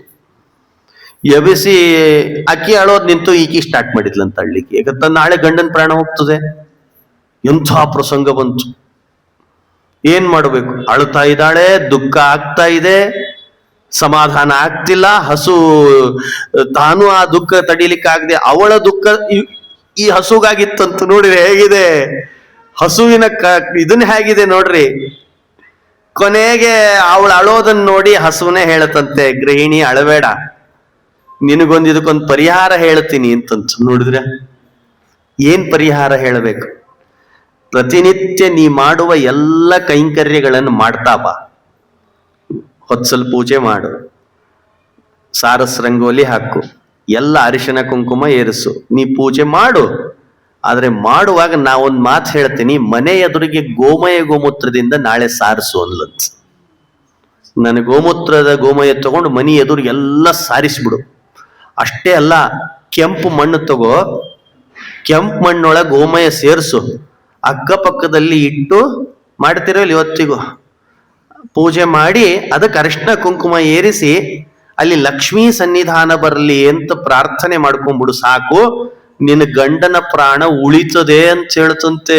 ನೋಡ್ರಿ ಹೇಗಿದೆ ಹಸು. ಸಹಜವಾಗಿ ಈ ಕಾರ್ಯ ನಡೆಸ್ತಂತ. ತಾಯಿ ಗೃಹಿಣಿ ಮರ್ದೂಸ ಎದ್ದು ಅವಳು ಹೇಳಿದ್ಲಲ್ಲ, ಗೋಮಾತೆ ಹೇಳಿದ್ಲು, ಬೆಳಗ್ಗೆ ಇವತ್ತವೆಲ್ಲ ಕಾನ್ಸೆಪ್ಟೇ ಇಲ್ಲ, ಸಗಣಿನೇ ಸಿಗಲ್ಲ, ಸಿಕ್ ಸಗಣಿ ವಾಸನೆ ನೋಡಿದ್ರೆ ಮೂರ್ಛೆ ಹೋಗ್ತಾರೆ, ಅದೊಂದು ಬೇರೆ. ಮತ್ತೆ ಸಗಣಿಗೆ ಸಾರಸಲ್ಲ, ಸಾರಸ ರಂಗೋಲಿ ಹಾಕಲ್ಲ, ಆ ಕಾನ್ಸೆಪ್ಟೇ ಇಲ್ಲ. ಈಗ ಜಸ್ಟ್ ಪೇಂಟ್ ಹೊಡೆದಿಟ್ಬಿಡ್ತಾರೆ, ಮುಂದಿನ ವರ್ಷ ಹೋದ್ರ ಬೇಕಾದ್ರೆ ಹಚ್ತಾರೆ ಮತ್ತೆ ಪೇಂಟ್ನಾಗ ಯಾರ ಲಕ್ಷ್ಮಿ ಬರ್ತಾಳೆ? ಇನ್ ಹಂಗ ಅಡ್ವರ್ಟೈಸ್ ತೋರಿಸ್ಬೇಕು ಟಿವ್ಯಾಗ, ಪೇಂಟ್ನಾಗ ಲಕ್ಷ್ಮಿ ಬರ್ತಾಳ, ಪೇಂಟ್ನಾಗ ಲಕ್ಷ್ಮಿ ಬರ್ತಾಳ ಅಂದ್ರೆ ತೋರ್ತಾರೆ. ಯಾವ್ದು ಅಡ್ವರ್ಟೈಸ್ ಜಾಸ್ತಿ ತೋರಿಸ್ತಾರೆ ಅದು ಮಾಡ್ತಾರೆ ನಮ್ ಜನ. ಗೋಮಾತೆ ಈ ಮಾತಾಡಿದ್ಲಂತ, ನೋಡ್ತಾಯಿ ನಾಳೆ ಗೋಮಯ ಗೋಮೂತ್ರ ಸಾರಿಸು, ನಿನ್ನ ಗಂಡನ ಪ್ರಾಣ ಉಳಿತದೆ ಎಂದಿದ್ಲಂತೆ. ಗಂಡನ ಪ್ರಾಣ ಉಳಿಸಿದ ಗೋಮಾತೆ. ಮರುದಿವಸ ಯಮ ಕಿಂಕರನ್ನು ಕಳಿಸ್ಲಿಲ್ಲಂತ, ಯಮನೇ ಬಂದಂತ. ನೋಡ್ರಿ ಹೇಗೆ, ಯಮನೇ ಇಳದ ತಳಗೆ, ಎಳ್ಕೊಂಡೇ ಬರ್ತೀನಿ ಅಂತ ಯಮ ಪಾಶ ಹಿಡ್ಕೊಂಡು ಭಾರಿ ರಭಸದಲ್ಲಿ ಬಂದ್ರೆ ಅವಳ ಮನೆ ಒಳಗೆ ಕಾಲು ಇಡ್ಲಿಕ್ಕೆ ಆಗ್ಲಿಲ್ಲಂತೆ ಯಮದೇವರಿಗೆ. ನೋಡ್ರಿ ಹೇಗೆ, ಯಾಕೆ ಅಂದ್ರೆ ಲಕ್ಷ್ಮಿ ಕಾಣಿಸ್ತಿದ್ಲಂತೆ ಎದುರಿಗೆ. ಹೆದರಿಕೆ ಆಗಿ ಹೋಯ್ತು ಯಮನಿಗೆ, ಇಂಥದ್ದೆಲ್ಲ ಆದ್ರೆ ನಿಂದಿರ್ಲಿಕ್ಕಾಗಲ್ಲ ಯಮನಿಗೆ. ಸೀದಾ ಮರಳಿ ಹೊರಟ್ನಂತ. ಯಮ ಪಾಶ ಹಾಕಿದ ಯಮ ಪಾಶ ಮರಳಿ ತಗೊಂಡು ಕಾಲು ಹೆಜ್ಜೆ ಇಡ್ಲಿಕ್ಕಾಗದೆ ಯಮ ಕಿಂಕರ ಯಮ ಲೋಕಕ್ಕೆ ಹೊರಟ್ನಂತು ಯಮ. ಆವಾಗ ಪ್ರಾಣ ಉಳೀತು ಗಂಡಂದು. ಸ್ವಲ್ಪ ಹೊತ್ತಾದ್ಮೇಲೆ ಹಸು ಯಮ ಹೋಗೋದನ್ನು ನೋಡಿ ಸ್ವಲ್ಪ ನಸು ನಕ್ಕು ಬಿಡ್ತಂತ. ಯಾಕೆ ಅಂದ್ರೆ ಯಮ ಹಿಸ್ಟ್ರಿಯಲ್ಲೇ ಇಲ್ಲ, ಬಂದು ಒಂದ್ಸಲ ಯಮ ಪಾಶ ಹಿಡ್ಕೊಂಡು ಇನ್ನೂ ಕಿಂಕರ್ ಹೋಗಿರ್ತಾರೆ ರಿಟರ್ನ್. ಯಮ ಬಂದಾನ ಅಂದ್ರೆ ನಿಖರ ಟಿಕೆಟ್ ಆಗ್ಯದಂತ ಅರ್ಥ. ಅಲ್ಲಿ ಯಮ ಬಂದವನು ರಿಟರ್ನ್ ಹೋದ್ನಂತೆ. ಅದು ಹಸು ಒಂದು ಸಲ ನಸು ನಕ್ಕು ಬಿಡ್ತಂತ. ಅಲ್ಲ, ಖಾಲಿ ಕೈಲಿ ಹೊರಟೆಲ್ಲ ಯಮ ಅಂತ ಅಂದು ಬಿಡ್ತಂತ. ಅದು ಸಿಟ್ಟುವಂತ ಯಮದೇವರಿಗೆ. ಅಲ್ಲ, ಎಲ್ಲ ನಿನ್ನಿಂದ ಆಗಿದೆ ಹಸು, ಗೋಮಾತೆ, ನಿನಗೆ ಬಾಯಿ ಮಾತು ಬರ್ತದೆ ಅಂತ ಹೇಳಿ ಈ ಕೆಲಸ ಮಾಡಿದೆಲ್ಲ, ಇನ್ಮೇಲೆ ಮಾತೇ ನಿಂತು ಹೋಗ್ಲಿ ಅಂತ ಯಮ ಶಾಪ ಹಾಕಿಬಿಟ್ನಂತ. ಅವಾಗಿನಿಂದ ಹಸುಗಳು ಅಂಬಾ ಅಂತ ಹೊರತಾಗಿ ಮುಂದೆ ಮಾತಾಡಲ್ಲಂತ. ಆದ್ರೆ ಕಿವಿಗ್ ಮಾತ್ರ ಇವತ್ತಿಗೂ ಎಲ್ಲಾ 3 ಲೋಕದ ವಾರ್ತೆ ಅದಕ್ಕೆ ಬೀಳ್ತದಂತ, ತಿಳಿತದಂತ. ನೋಡಿದ್ರ ಹೇಗಿದೆ? ನಾವೇನ್ ಮಾಡ್ತೀವಿ, ಹಸುನಷ್ಟ ಸಾಕಂಗಿಲ್ಲ, ಪಿಂಕಿನ್ ಸಾಕ್ತೇವ್ ನಾವು. ಪಿಂಕಿನ್ ಗೊತ್ತೇನ್ರಿ, ಒದರ್ತದ್ರಿ, ಯಜಮಾನ್ ಬಂದ್ರು ಒದರ್ತದ, ಅವನು ಭೂತೇನ್ ಮತ್. ಹಾಗಾದ್ರೆ ಕಳ್ಳ ಬಂದ್ರು ಒದರ್ತದೆ, ಯಜಮಾನ ಬಂದ್ರು ಒದರ್ತದೆ. ಮತ್ತೆ ಹಾಗಾದ್ರೆ ಯಜಮಾನನ್ನೇ ಕಳ್ಳ ಅನ್ಕೋಬೇಕು ಅಷ್ಟೇ. ಇನ್ನ ಹಾಗಾದ್ರೆ ಹಸು ಸಾಕ್ಬೇಕು ಯಾಕೆ ಅಂತಂದ್ರೆ, ಹಸುವಿನಿಂದ ಇಷ್ಟು ಲಾಭ ಇದೆ. ಕುಂಕುಮ ಭಾಗ್ಯ ಉಳಿಸ್ತದಂತೆ ಹಸು. ಇಂತಹ ಹಸು ಗೋಲು. ಇನ್ನೊಂದು ಪ್ರಸಂಗ ಕೃಷ್ಣನೇ ಹೇಳ್ತಾ ಇದ್ದಾರೋ ಮಾತು. ಹಸುವಿನ ಕರುಳು ಎಂಥದ್ದು ಅಂತ ಹೇಳಿರ್ತೇನೆ ಸುಮ್ನೆ. ಗೋಲೋಕದ ಗೋಮಾತೆ ಅಳ್ತಿತ್ತಂತ. ಯಾಕೆ ಅಂತ ಕೇಳಿದ್ರೆ, 48-49 ಡಿಗ್ರಿ ಬಿಸಿಲಿನಲ್ಲಿ ಒಬ್ಬ ಎತ್ತಿನ ಮೇಲ್ಗಡೆ ಚಾಬುಕ ಹೊಡೆದು ನೇಗಿಲು ಹಾಕಿಸ್ತಾ ಇದ್ದಂತ. ಆ ಬಿಸಿಲು, ಆ ಚಾಟಿ ಏಟನ್ನು ನೋಡಿದ ಹಸು ಅಳ್ಳಿಕ್ ಸ್ಟಾರ್ಟ್ ಮಾಡ್ತಂತ. ಕರಳು ನೋಡ್ರಿ ಹೇಗಿದೆ, ಅಯ್ಯೋ ನನ್ನ ಸಂತತಿಗೆ ಹೀಗೆ ಹೊಡಿತಿದಾರಲ್ಲ ಅಂತ ನೋಡ್ರಿ ಹೇಗಿದೆ. ಇಂಥ ಹಸು ಗೋಮಾತೆ, ಅದು ಬರೀ ಹಸು ಅಲ್ಲ, ಗೋಲೋಕದ ಗೋಮಾತೆ ಆಡುವ ಮಾತಿದು. ಆ ಅಳು ನೋಡಿದ ಇಂದ್ರ ಬಂದ್ ಕೇಳಿದ್ನಂತ, ಯಾಕೆ ಅಳ್ತಿದಿ ಗೋಮಾತೆ, ಸುಖವಾಗಿದ್ಯಲ್ಲ ಇಲ್ಲಿ ಅಂತ ಕೇಳಿದ್ನಂತ. ಇಲ್ವೋ ಇಂದ್ರ, ನನ್ನ ಸಂತತಿಯ ಒಂದು ಎತ್ತಿಗೆ ಬಾರ್ಕೋಲ್ನಿಂದ ಹೊಡೆದು ಇದನ್ನ ಮಾಡ್ತಿದ್ದಾನೆ. ಬಿಸಿಲು ಅಂದ್ರೆ ಬಿಸಿಲು, ನನಗೆ ಆ ದುಃಖ ತಡಿಲಿಕ್ಕೆ ಆಗ್ತಿಲ್ಲ ಅಂತ ಇಂದ್ರನಿಗೆ ಹೇಳಿದ್ರೆ ಇಂದ್ರನೇ ಕಣ್ಣೀರಿಟ್ನಂತ. ಅಯ್ಯೋ ಕ್ಷಮ ಮಾಡು ಗೋಮಾತೆ, ಈಗಿಂದ ಈಗಲೇ ಆ ಊರಿಗೆ ಮಳೆ ಸುರಿಸ್ತೀನಿ ಅಂತ ಸುರಿಸಿದ್ನಂತ. ನೋಡ್ರಿ ಹೇಗೆ. ಹಸುವಿನ ಸಾಮರ್ಥ್ಯನೇ ಹಾಗೆ, ಗೋ ಮಾತೆ ಆಡುವ ಮಾತು. ಅಂತಹ ಹಸುಗಳ ಮೇಲೆ ಶ್ರೀಕೃಷ್ಣ ಅಷ್ಟು ಪ್ರೀತಿ ಅಂತ.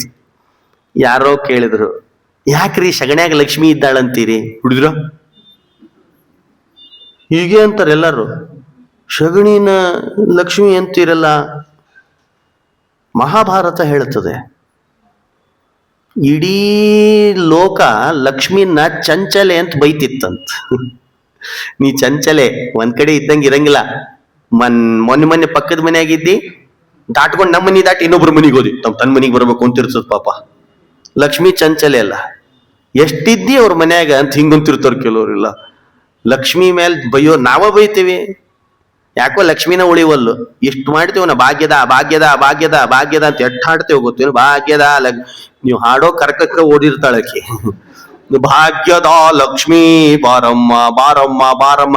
ಅಟ್ ಸಲ ಯಾರ ಕರೆದ್ರೆ ಮತ್ತೆ ಓಡೇ ಹೋಗ್ತಾಳ ಅಷ್ಟೇ. ಒಂದ್ಸಲ 2 ಸಲ ಕರಿಬೇಕಷ್ಟೇ. ಅದ್ ಚಂದ ಕರೆದ್ರೆ ಬರ್ತಾಳೇನೋ, ಕರ್ಕಶವಾಗಿ ಕರೆದ್ರೆ ಎಲ್ಲಿ ಬರ್ಬೇಕು? ಹಿಂಗ ಲಕ್ಷ್ಮಿಗೆ ಒಂದು ಹೆಸರಿತ್ತೇನ್ ಗೊತ್ತಾ? ಚಂಚಲೆ. ಒಂದ್ ಕಡೆ ಇದ್ದಲ್ಲಿ ಇರಲ್ಲ, ಇರ್ಲಿಕ್ಕೆ ಆಗಲ್ಲ ಅಂತ ಶಪಥ ಮಾಡಿಬಿಟ್ರು ಅಂತ ಕೆಲವ್ರಿಲ್ಲ. ಅದು ಸಿಟ್ಟು ಬಂತು ಲಕ್ಷ್ಮಿಗೆ. ಅಲ್ಲ ಅಲ್ಲ ಅಲ್ಲ, ನಾನು ಒಂದ್ ಕಡೆ ಇಲ್ಲ ಅಂತಿದ್ದೀರಾ, ಒಂದ್ ಕಡೆ ಇದ್ದು ತೋರಿಸ್ತೀನಿ ಏನ್ಲಂತ. ಅವಳೇ ಗೋಮಾತೆ ಹತ್ರ ಹೋದ್ಲಂತ. ಗೋಮಾತೆ ಕೇಳಿದ್ಲಂತೆ, ನೀ ಅದೇನ್ ಮಾಡ್ತಿ ಗೊತ್ತಿಲ್ಲ, ನಿನ್ನಲ್ಲಿ ಒಂದ್ ಇರ್ಲಿಕ್ ಜಾಗ ಕೊಡು ಅಂತ ಕೇಳಿದ್ಲಂತ. ಆವಾಗ ಗೋಮಾತೆ ಹೇಳಿದ್ಲಂತ, ಒಬ್ಬಳ ಜಗತ್ನಾಗ ಹೇಳಿರೋದು, ಎಲ್ಲಾ ಜಾಗಾನು ಫಿಲಪ್ ಆಗ್ಯಾವ, ನೀ ಲೇಟ್ ಆಗಿ ಬಂದಿ, ನನಗ್ ಗೊತ್ತಿಲ್ಲ, ನನ್ನ ಹತ್ರ ಇರೋದ್ ಬೇಡ, ಹೋಗು ಅಂದ್ಲದ್. ನೋಡಿರಿ, ಯಾರಾದ್ರೂ ಲಕ್ಷ್ಮಿನ ಬೇಡ ಅಂತಾರ? ಗೋಮಾತೆ ಹೇಳಿಬಿಟ್ಲಂತ, ನೋಡ್ ಲಕ್ಷ್ಮಿ, ನನ್ನ ಹತ್ರ ಯಾವ ಜಾಗ ಇಲ್ಲ, ಎಲ್ಲಾ ಫಿಲಪ್ ಅನ್ಲತ್. ಲಕ್ಷ್ಮೀ ದೇವಿ ಆವಾಗ ಗೋಮಾತೆ ಹತ್ರ ಒಂದ್ ಮಾತು ಹೇಳಿದ್ಲಂತ, ನೋಡು ಗೋಮಾತೆ, ನನ್ನನ್ನ ಚಂಚಲೆ ಚಂಚಲೆ ಅಂತ ಬೈತಿದ್ದಾರೆ, ಆ ಬೈಯೋದನ್ನ ನಿಂದ್ರಿಸ್ಬೇಕು, ಆ ಮಾತು ನನಗ್ ಬರಬಾರ್ದು, ಅದಕ್ಕೆ ನಾನು ನಿನ್ನ ಹತ್ರನೇ ಇರಬೇಕು ಅಂತ ಬಂದಿದ್ದೀನಿ, ಬೇರೆ ಎಲ್ಲೂ ಹೋಗಲ್ಲ, ನನಗೆ ಯಾವ್ದಾದ್ರು ಇದ್ದ ಜಾಗ ಹೇಳು ಅಂತ ನಿಂತ್ಲಂತ. ಆವಾಗ ಗೋಮಾತೆ ಹೇಳಿದ್ಲು, ಗೋಮಯ ಗೋಮೂತ್ರ ಜಾಗ ಬಿಟ್ರೆ ಯಾವ ಜಾಗನೂ ಇಲ್ಲ. ಆ ತತ್ಕಾಲದಲ್ಲೇ ಲಕ್ಷ್ಮಿ ಒಂದೇ ಮಾತಿಗೆ ನಾನು ಅಲ್ಲೇ ಇರ್ತೀನಿ ಅನ್ಲ. ನೋಡಿ, ಅವತ್ತಿನಿಂದ ಲಕ್ಷ್ಮೀ ದೇವಿ ಗೋಮಯ ಗೋಮೂತ್ರದ ಜಾಗದಲ್ಲಿ ಇದ್ದಾಳೆ. ಅದಕ್ಕೆ ಇವತ್ ನಮ್ಮ ಮನ್ಯಾಗ ಏನಾದ್ರೂ ಗೋಮಯ ಗೋಮೂತ್ರ ಬೇಕು. ಚಲೋ ಕೆಲಸ ಮಾಡಿದ್ರು ಗೋಮಯ ಗೋಮೂತ್ರ ಬೇಕು. ನಮ್ಮ ಮನೆಯಲ್ಲಿ ಏನಾದ್ರೂ ಅಶುದ್ಧತೆ ನಡೀತಾ ಇದೆಯಾ, ಅದನ್ನು ಶುದ್ಧಿ ಮಾಡ್ಲಿಕ್ಕೆ ಗೋಮಯ ಗೋಮೂತ್ರ ಬೇಕು. ಏನಾದ್ರೂ ಪುಣ್ಯಾಹ ವಾಚನ ಬೇಕಾ, ಗೋಮಯ ಗೋಮೂತ್ರ ಬೇಕು. ಹಾಗಾದ್ರೆ ಗೋಮಯ ಗೋಮೂತ್ರ ಇಲ್ಲದೇನೆ ಯಾವ ಫಂಕ್ಷನ್ನು ನಡೆಯಲ್ಲ. ಎಷ್ಟು ಯಾಕೆ? ಲಕ್ಷ್ಮೀ ಸನ್ನಿಧಾನ ಇದೆ. ಇದು ಮಹಾಭಾರತದಲ್ಲಿ ಬಂದ ಕೆಲವು ಕಥೆಗಳು. ಅಂತಹ ಗೋವನ್ನ ಕೃಷ್ಣ ಪ್ರೀತಿ ಪಡ್ತಿದ್ದ. ನೋಡಿದ್ರೆ ಸುಮ್ನೆ ಗೋ ಪ್ರೀತಿ ಮಾಡ್ತಾನ ಪರಮಾತ್ಮ? ಇಷ್ಟು ಲಕ್ಷ್ಮೀ ಸನ್ನಿಧಾನ ಇದೆ ಅಂತಲೇನೆ ಪರಮಾತ್ಮ ಗೋವನ್ನ ಅಷ್ಟು ಪ್ರೀತಿಸ್ತಿದ್ದ. ಶ್ರೀಕೃಷ್ಣ ಮಧ್ಯರಾತ್ರಿಯಲ್ಲಿ ಒಂದೊಂದ್ಸಲ ಕೊಳಲ್ ಹಿಡಿದು ನಿಂದಿರ್ತಿದ್ನಂತ. ಕೊಳಲ್ ನಾದ ಮಾಡ್ತೀನಿ ನಿಂದ್ರು. ಯಾಕೆ ಅಂದ್ರೆ ಕ್ರೀಡೆ ಆಡಬೇಕು ಅಂತಂದ್ರೆ ಕೃಷ್ಣನಿಗೆ ಒಂದೊಂದ್ಸಲ ಕೊಳಲ್ ವಾದನ ನಡೆಸ್ಬಿಡ್ತಿದ್ನಂತ. ಯಾಕೆ ಅಂದ್ರೆ ಆ ಕೊಳಲ ನಾದ ಹೇಗಿರ್ತಿತ್ತು ಅಂದ್ರೆ, ಗೋಪಿಕಾ ಸ್ತ್ರೀಯರು ಪುಟುದು ಬರ್ತಿದ್ರಂತೆ. ಹಸುಗಳು ಮೊರು ಕರುಗಳು ಪುಟುದು ಓಡಿ ಬರ್ಬೇಕು ಅವನ ಹತ್ರ. ಅಂಥ ಇಂಪಾದ ನಾದ ಶ್ರೀಕೃಷ್ಣ ಅವಾಗವಾಗ ನುಡಿಸ್ತಿದ್ದ ಆ ಊರಿನಲ್ಲಿ ಅಂತಂತಾರೆ. ಅದೇ ಶ್ರೀಕೃಷ್ಣ ಸ್ವಲ್ಪ ದೊಡ್ಡವನಾದಾಗ ಇಡೀ ಊರಿನ ಜನ ಬೆಟ್ಟವನ್ನು ಪೂಜೆ ಮಾಡ್ತಿದ್ರಂತೆ. ಇಲ್ಲ, ಇಡೀ ಊರಿನ ಜನ ಇಂದ್ರನ್ ಪೂಜೆ ಮಾಡ್ತಿದ್ರಂತ. ಇಂದ್ರ ಮಳಿ ಕೊಡ್ತಾನ, ಬೆಳಿ ಕೊಡ್ತಾನ, ಮಳಿ ಸುರಿಸ್ತಾನೆ, ಎಲ್ಲ ಬಹಳ ಇಂದ್ರ ಅಂತ ಇಂದ್ರನ ಕುರಿತು ಪೂಜೆ ಮಾಡ್ತಿದ್ರಂತೆ ಎಲ್ಲರು. ಕೃಷ್ಣ ಅನ್ನಂತ ದಡ್ಡ ಇಂದ್ರ ಏನ್ ಕೊಡ್ತಾನ? ನಿಮ್ ಊರಾಗಿರೋ ಬೆಟ್ಟ ಕೊಡ್ತದ, ನೆರಳು ಕೊಡ್ತದ, ಹಣ್ಣು ಕೊಡ್ತದ, ಶುದ್ಧ ಗಾಳಿ ಕೊಡ್ತದ, ಎಲ್ಲಾ ಮೋಡ ದಾಟ್ಕೊಂಡು ಓಡಿ ಹೊಂಟ್ರೆ ಮೋಡವನ್ನು ಹಿಡಿತದ ಈ ಬೆಟ್ಟ, ಆಮೇಲೆ ಮಳಿ ಸುರಿಸ್ತದ, ಎಲ್ಲಾ ಮಾಡೋದು ಬೆಟ್ಟ. ಇಂದ್ರನ್ ಏನ್ ಪೂಜಾ ಮಾಡ್ಲಿಗತ್ತೀರಿ? ಬ್ಯಾಡ, ಬೆಟ್ಟದ ಪೂಜಾ ಮಾಡ್ರಿ ಅಂತ ಅಂದ್ಬಿಟ್ನಂತ ಕೃಷ್ಣ. ನೋಡ್ರಿ ಹೇಗಿದೆ. ಕೃಷ್ಣ ಹೇಳಿದ್ರೆ ಮುಗೀತು. ಇಡೀ ಊರಿನ ಜನ ಕೃಷ್ಣನ್ ಪೂಜಾ ಬಿಟ್ರು, ಇಂದ್ರನ್ ಪೂಜಾ ಬಿಟ್ರು, ಬೆಟ್ಟದ ಪೂಜಾ ಮಾಡ್ಲಿಗತ್ರು. ಪಾಪ ಏನು ಹೋಮಕ್ಕೆ ಏನ್ ತಂದಿರ್ತಾರೆ? ಅಡಿಕೆ ಬೆಟ್ಟ, ಉತ್ತುತ್ತಿ, ತೆಂಗಿನಕಾಯಿ ತಗೊಂಡು ಎಸಿರ್ಲಿಕ್ಕೆ ಹತ್ರಂಚು. ಈ ರಥೋತ್ಸವದಾಗ ಎಸಿತಾರಲ್ಲ, ಕೂತೋರ್ ತಲೆ ಒಡೆಯೋ ತನಕ ಬಿಡಲ್ಲ. ಹೊಡ್ಸಿಕೊಂಡಿರ್ತೀನಿ ಆಲ್ರೆಡಿ. ಉತ್ತತ್ತಿ ಎಸೆಯೋದು, ಅಡ್ಗಿ ಬಟ್ಟ ಎಸೆಯೋದು, ಪುಣ್ಯ ಇನ್ನು ತೆಂಗಿನಕಾಯಿ ನಮ್ನ ಹುಡ್ಕೊಂಡು ಹೋಗಿ ಹಸಿಯಂಗಿಲ್ಲ. ಹಿಂಗ ಬಾ ತಡಿ ನಿಂದ್ರ ಅಂತ ಎಸೆ ಆ ಮೂರ್ತಿಗೆ ಹೆಸರ ಹಂಗಿವು ಪಾಪ ಹೋಮಕ್ಕಂತ ಬಂದಿದ್ವಾ ಇವು ಬರುವಾಗ ಪಾಪ ಉದ್ದಿನ ಕಡ್ಡಿ ತಂದಿದ್ವು ಅಂತ ಪಾಪ ತಗೊಂಡು ಪೂಜಾ ಮಾಡ್ರಿ ಅಂದ್ರೆ ಆ ಬೆಟ್ಟಕ್ಕೆ ಎಸಿಲಿಗತ್ತು ಅಂತ. ಕೃಷ್ಣಂದ ಪೂಜಾ ಮಾಡಂದಿನಿ, ಬೆಟ್ಟ ಎಸದ್ ಮುರಿದು ಬಿಡಬೇಡ್ರಿ ಎಲ್ಲರೇ. ಏನ್ ಮಾಡ್ಬೇಕು ಹಾಗಾದ್ರೆ ಅಂದ. ನೀ ಏನ್ ಮಾಡ್ಬೇಕು ಅಂತ ಹೇಳೇ ಇಲ್ಲ ಪೂಜಾ, ಏನೂ ಮಾಡ್ಬೇಡ್ರೋ ಪರಿಕ್ರಮಣ, ಪ್ರದಕ್ಷಿಣೆ ಹಾಕ್ರಿ ಪುಣ್ಯ ಕೊಡ್ತೀನಿ ಅಂತ. ಅದಕ್ಕೆ ಇವತ್ತಿಗೂ ಗೋವರ್ಧನ ಪರಿಕ್ರಮಣ ಅಂತಿದೆ. ಪ್ರದಕ್ಷಿಣೆ ಹಾಕೋದಲ್ಲಿ ಹೋಗಿ ಆ ಬೆಟ್ಟದಾಗ ಒಂದ್ 25 ಉದ್ದಿನ ಕಡ್ಡಿ ಹಚ್ಚಿ ಬೆಂಕಿ ಹಚ್ಚಿ ಬಂದ್ಬಿಡ್ಬೇಕು, ಬೆಟ್ಟಕ್ಕೆ ಬೆಂಕಿ ಹಚ್ಚಿದಂಗೆ ಆಗ್ತದ. ಆಮೇಲೆ ಅಂತವೆಲ್ಲ ಮಾಡೋದಲ್ಲ. ಗೋವರ್ಧನ ಪೂಜೆ ಮಾಡು ಅಂತಂದು ಕೂಡ್ಲೇನೆ ಇಂದ್ರನಿಗೆ ಸಿಟ್ಟು ಬಂತಂತ. ಇಂದ್ರನಿಗೆ ಸಿಟ್ಟು ಬಂದ್ರೆ ಪ್ರಳಯ ಕಾಲದ ಮೋಡಗಳಿಗೆ ಆಜ್ಞೆ ಮಾಡಿ ಮಳೆ ಸುರಿಸನ್ನಂತೆ. ಹೇಗೆ ಸುರಿದಿರ್ಲಿಕ್ಕಿಲ್ಲ ಮಳೆ, ಒಂದೊಂದು ಹನಿ ಆನೆ ಸೊಂಡ್ಲಿದ್ದಾಗಿತ್ತಂತೆ. ಎಂಥ ಮಳೆ ಇರ್ಲಿಕ್ಕಿಲ್ಲ. ಇಡೀ ಊರಿಗೂರೇ ಕೊಚ್ಚಿ ಹೋಗೋ ಪ್ರಸಂಗ ಬಂದ್ಬಿಡ್ತಂತ. ಇಡೀ ಊರಿಗೂರೇ ಏನ್ ಮಾಡ್ಬೇಕು, ಜನ ಎಲ್ಲ ಗೊತ್ತಾಗಿಬಿಡ್ತು ಜನರಿಗೆ. ದನ ಕಾಯೋನೆ ನಿನ್ನ ಮಾತು ಕೇಳಿ ಇಂದ್ರನ್ ಪೂಜಾ ಬಿಟ್ವಿ, ನೋಡಿದ್ಯಾ ನಮ್ ಪರಿಸ್ಥಿತಿ, ನೀರ್ನ್ಯಾಗ ಹರ್ಕೊಂಡು ಹೊಂಟಿವಿ, ಯಾರೋ ನಮ್ಮನ್ನ ರಕ್ಷಣೆ ಮಾಡೋರು ಅಂತ ಕೃಷ್ಣನಿಗೆ ಬೈದ್ಬಿಟ್ರಂತ. ಕೃಷ್ಣ ಅಂದ, ಯಾರ ರಕ್ಷಣೆ ಮಾಡೋರು ಅಂತ ನಿಮ್ ಬಾಯಾಗ ಬರ್ಬೇಕಾಗಿತ್ತು, ನಾನ ಮಾಡವ ಅನ್ನತ್. ಕೃಷ್ಣ ನೋಡಿದ್ರೆ ಅಲ್ಲೇ ನಿಂತು, ಹರ್ಕೊಂಡು ಹೊಂಟಿವಿ ನೀನೇನೋ ಹಿಡಿತೇನೆ ನಿಮ್ಮನ್ನೀಗ ಅಂತಂದ. ತತ್ಕಾಲದಲ್ಲೇ ಆ ಗೋವರ್ಧನ ಪರ್ವತವನ್ನೇ ಎತ್ತಿದ್ನಂತೆ ಕೃಷ್ಣ. ಕಿರುಬೆರಳಿನಿಂದ ಇಡೀ ಗೋವರ್ಧನ ಪರ್ವತವನ್ನೇ ಹಿಡಿದ್ರೆ ಛತ್ರಿ ಹಿಡ್ದಾಗ ಹಿಡ್ದಿದ್ನಂತೆ ಕೃಷ್ಣ. ಹೇಗೆ ಛತ್ರಿ, ಇಡೀ ಊರಿನ ಜನ ಆ ಗೋವರ್ಧನ ಪರ್ವತ ತಳಗ್ ಬಂದಿದ್ರಂತ. ಇಡೀ ಊರಿನ ಜನ, ಬರೀ ಜನ ಅಲ್ಲ, ಯಾವ್ಯಾವುದಕ್ಕೆ ಜೀವ ಇದೆಯೋ ಎಲ್ಲವೂ ಬಂದಿದ್ವು. ಅಂದ್ರೆ ದನ, ಎಮ್ಮಿ, ಕೋಳಿ, ಕತ್ತಿ, ಎಲ್ಲಾ ಪ್ರಾಣಿಗಳು, ಮನುಷ್ಯ, ಯಾರ್ಯಾರು ಊರಾಗಿದ್ರೋ ಅವ್ರೆಲ್ಲಾ ಬೆಟ್ಟ ತಳಗ್ ಬಂದಿದ್ರಂತ. ಕೃಷ್ಣ ಕಿರುಬೆರಳಿನಲ್ಲಿ ಮಧ್ಯದಲ್ಲಿ ಹಿಡ್ಕೊಂಡು ನಿಂತಿದ್ನಂತ. ಎಂಥ ರೂಪ! ಅಲ್ಲಿ ಆನಂದೇನ ಯಶೋದಯ ಯದುಪತೆ. ಒಬ್ಬೊಬ್ಬರ ಮನಸ್ಥಿತಿ ಹೇಗಿತ್ತು ಅಂತ ವಾದರಾಜರು ಹೇಳ್ತಾರೆ. ಕೃಷ್ಣ ಕಿರುಬೆರಳಿನಲ್ಲಿ ಬೆಟ್ಟ ಹಿಡಿದಿದ್ದಾನೆ. ಒಳಗೆ ವಯಸ್ಸಾದವರು, ಯುವಕರು, ಯುವತಿಯರು, ಅತ್ಯಂತ ವಯಸ್ಸಾದ ಮುದುಕರು, ದನ, ಕೋಳಿ, ಎಮ್ಮಿ ಎಲ್ಲ ಒಳಗಿದ್ವಂತ. ಆದ್ರೆ ಅಲ್ಲಿ ಇದ್ದವರು ಒಬ್ಬೊಬ್ಬರು ಮನಸ್ಸು ಹೇಗೆ ಹೇಳ್ತಿತ್ತು ಅಂತ ವಿಚಾರ ಮಾಡಿದ್ರಂತ. ನೋಡಿದ್ರೆ ಹೇಗಿದೆ. ಆ ಯಶೋದೆ ಇದ್ಲಲ್ಲ, ಯಶೋದೆ ಅಲ್ಲೆಲ್ಲೆಲ್ಲೆಲ್ಲೆಲ್ಲೆ ತಿರುಗ್ತಿದ್ಲಂತ ಒಳಗೆ. ಕೃಷ್ಣ ಹಿಡ್ದಿದ್ನಲ್ಲ, ನನ್ನ ಮಗ ಹಿಡ್ದಾನ ಅಂತ ಹೇಳ್ಕೊಂಡು ಎಡ್ತಿದ್ಲಂತ. ಅದೊಂದು ಹೆಮ್ಮೆ, ಅದು ತಾಯಿಗೆ ಅದೊಂದು ಹೆಮ್ಮೆ. ಮನಿಗೊಂದು ಇಲ್ಲೇ ತಗಡಿನ ಸೀಟ್ ತಂದ ಮೆಡಲ್ ಅಂದ್ರೆ ನಗ್ತಿರ್ತಾಳೆ ಪಾಪ ತಾಯಿ. ನನ್ ಮಗ ತಂದಾನಪ್ಪ. ಅದಕ್ಕೊಂದು ಶೋಕೇಶ್ ಮಾಡಿ ಹಾಕಿಟ್ಟಿರ್ತಾರೆ. ಮತ್ತೆ ಉಜ್ಜಿ ನೋಡಿದ್ರೆ ತಗಡಿರ್ತದ, ಇಟ್ಟಿಟ್ಟ ತಗಡ ಆಗ್ತದ. ಆಮೇಲೆ ಅದು ನೋಡಿದ್ರೆ ಗೋಲ್ಡ್ ಮೆಡ್ಲಿಸ್ಟ್ ಅಂತಿರ್ತಾರೆ. ಮತ್ತೆ ಅಂಥ ಮೆಡ್ಲ್ ತಂದ್ರನೆ ಆ ತಾಯಿ ಇಡೀ ಊರಿಗೆ ಹೇಳ್ಕೊಂಡು, ಅದ್ರ ಜೊತೆ ಒಂದು ಸೆಲ್ಫಿ ಹೊಡ್ಕೊಂಡು ಫೇಸ್ಬುಕ್ಕಿಗೆ ಹಾಕಿ ಫೋನ್ ಮಾಡಿ ನೋಡಿದ್ಯಾ ಏನ್ ನೋಡೋದು, ಅದೇ ಮೆಡ್ಲೆಲ್ಲ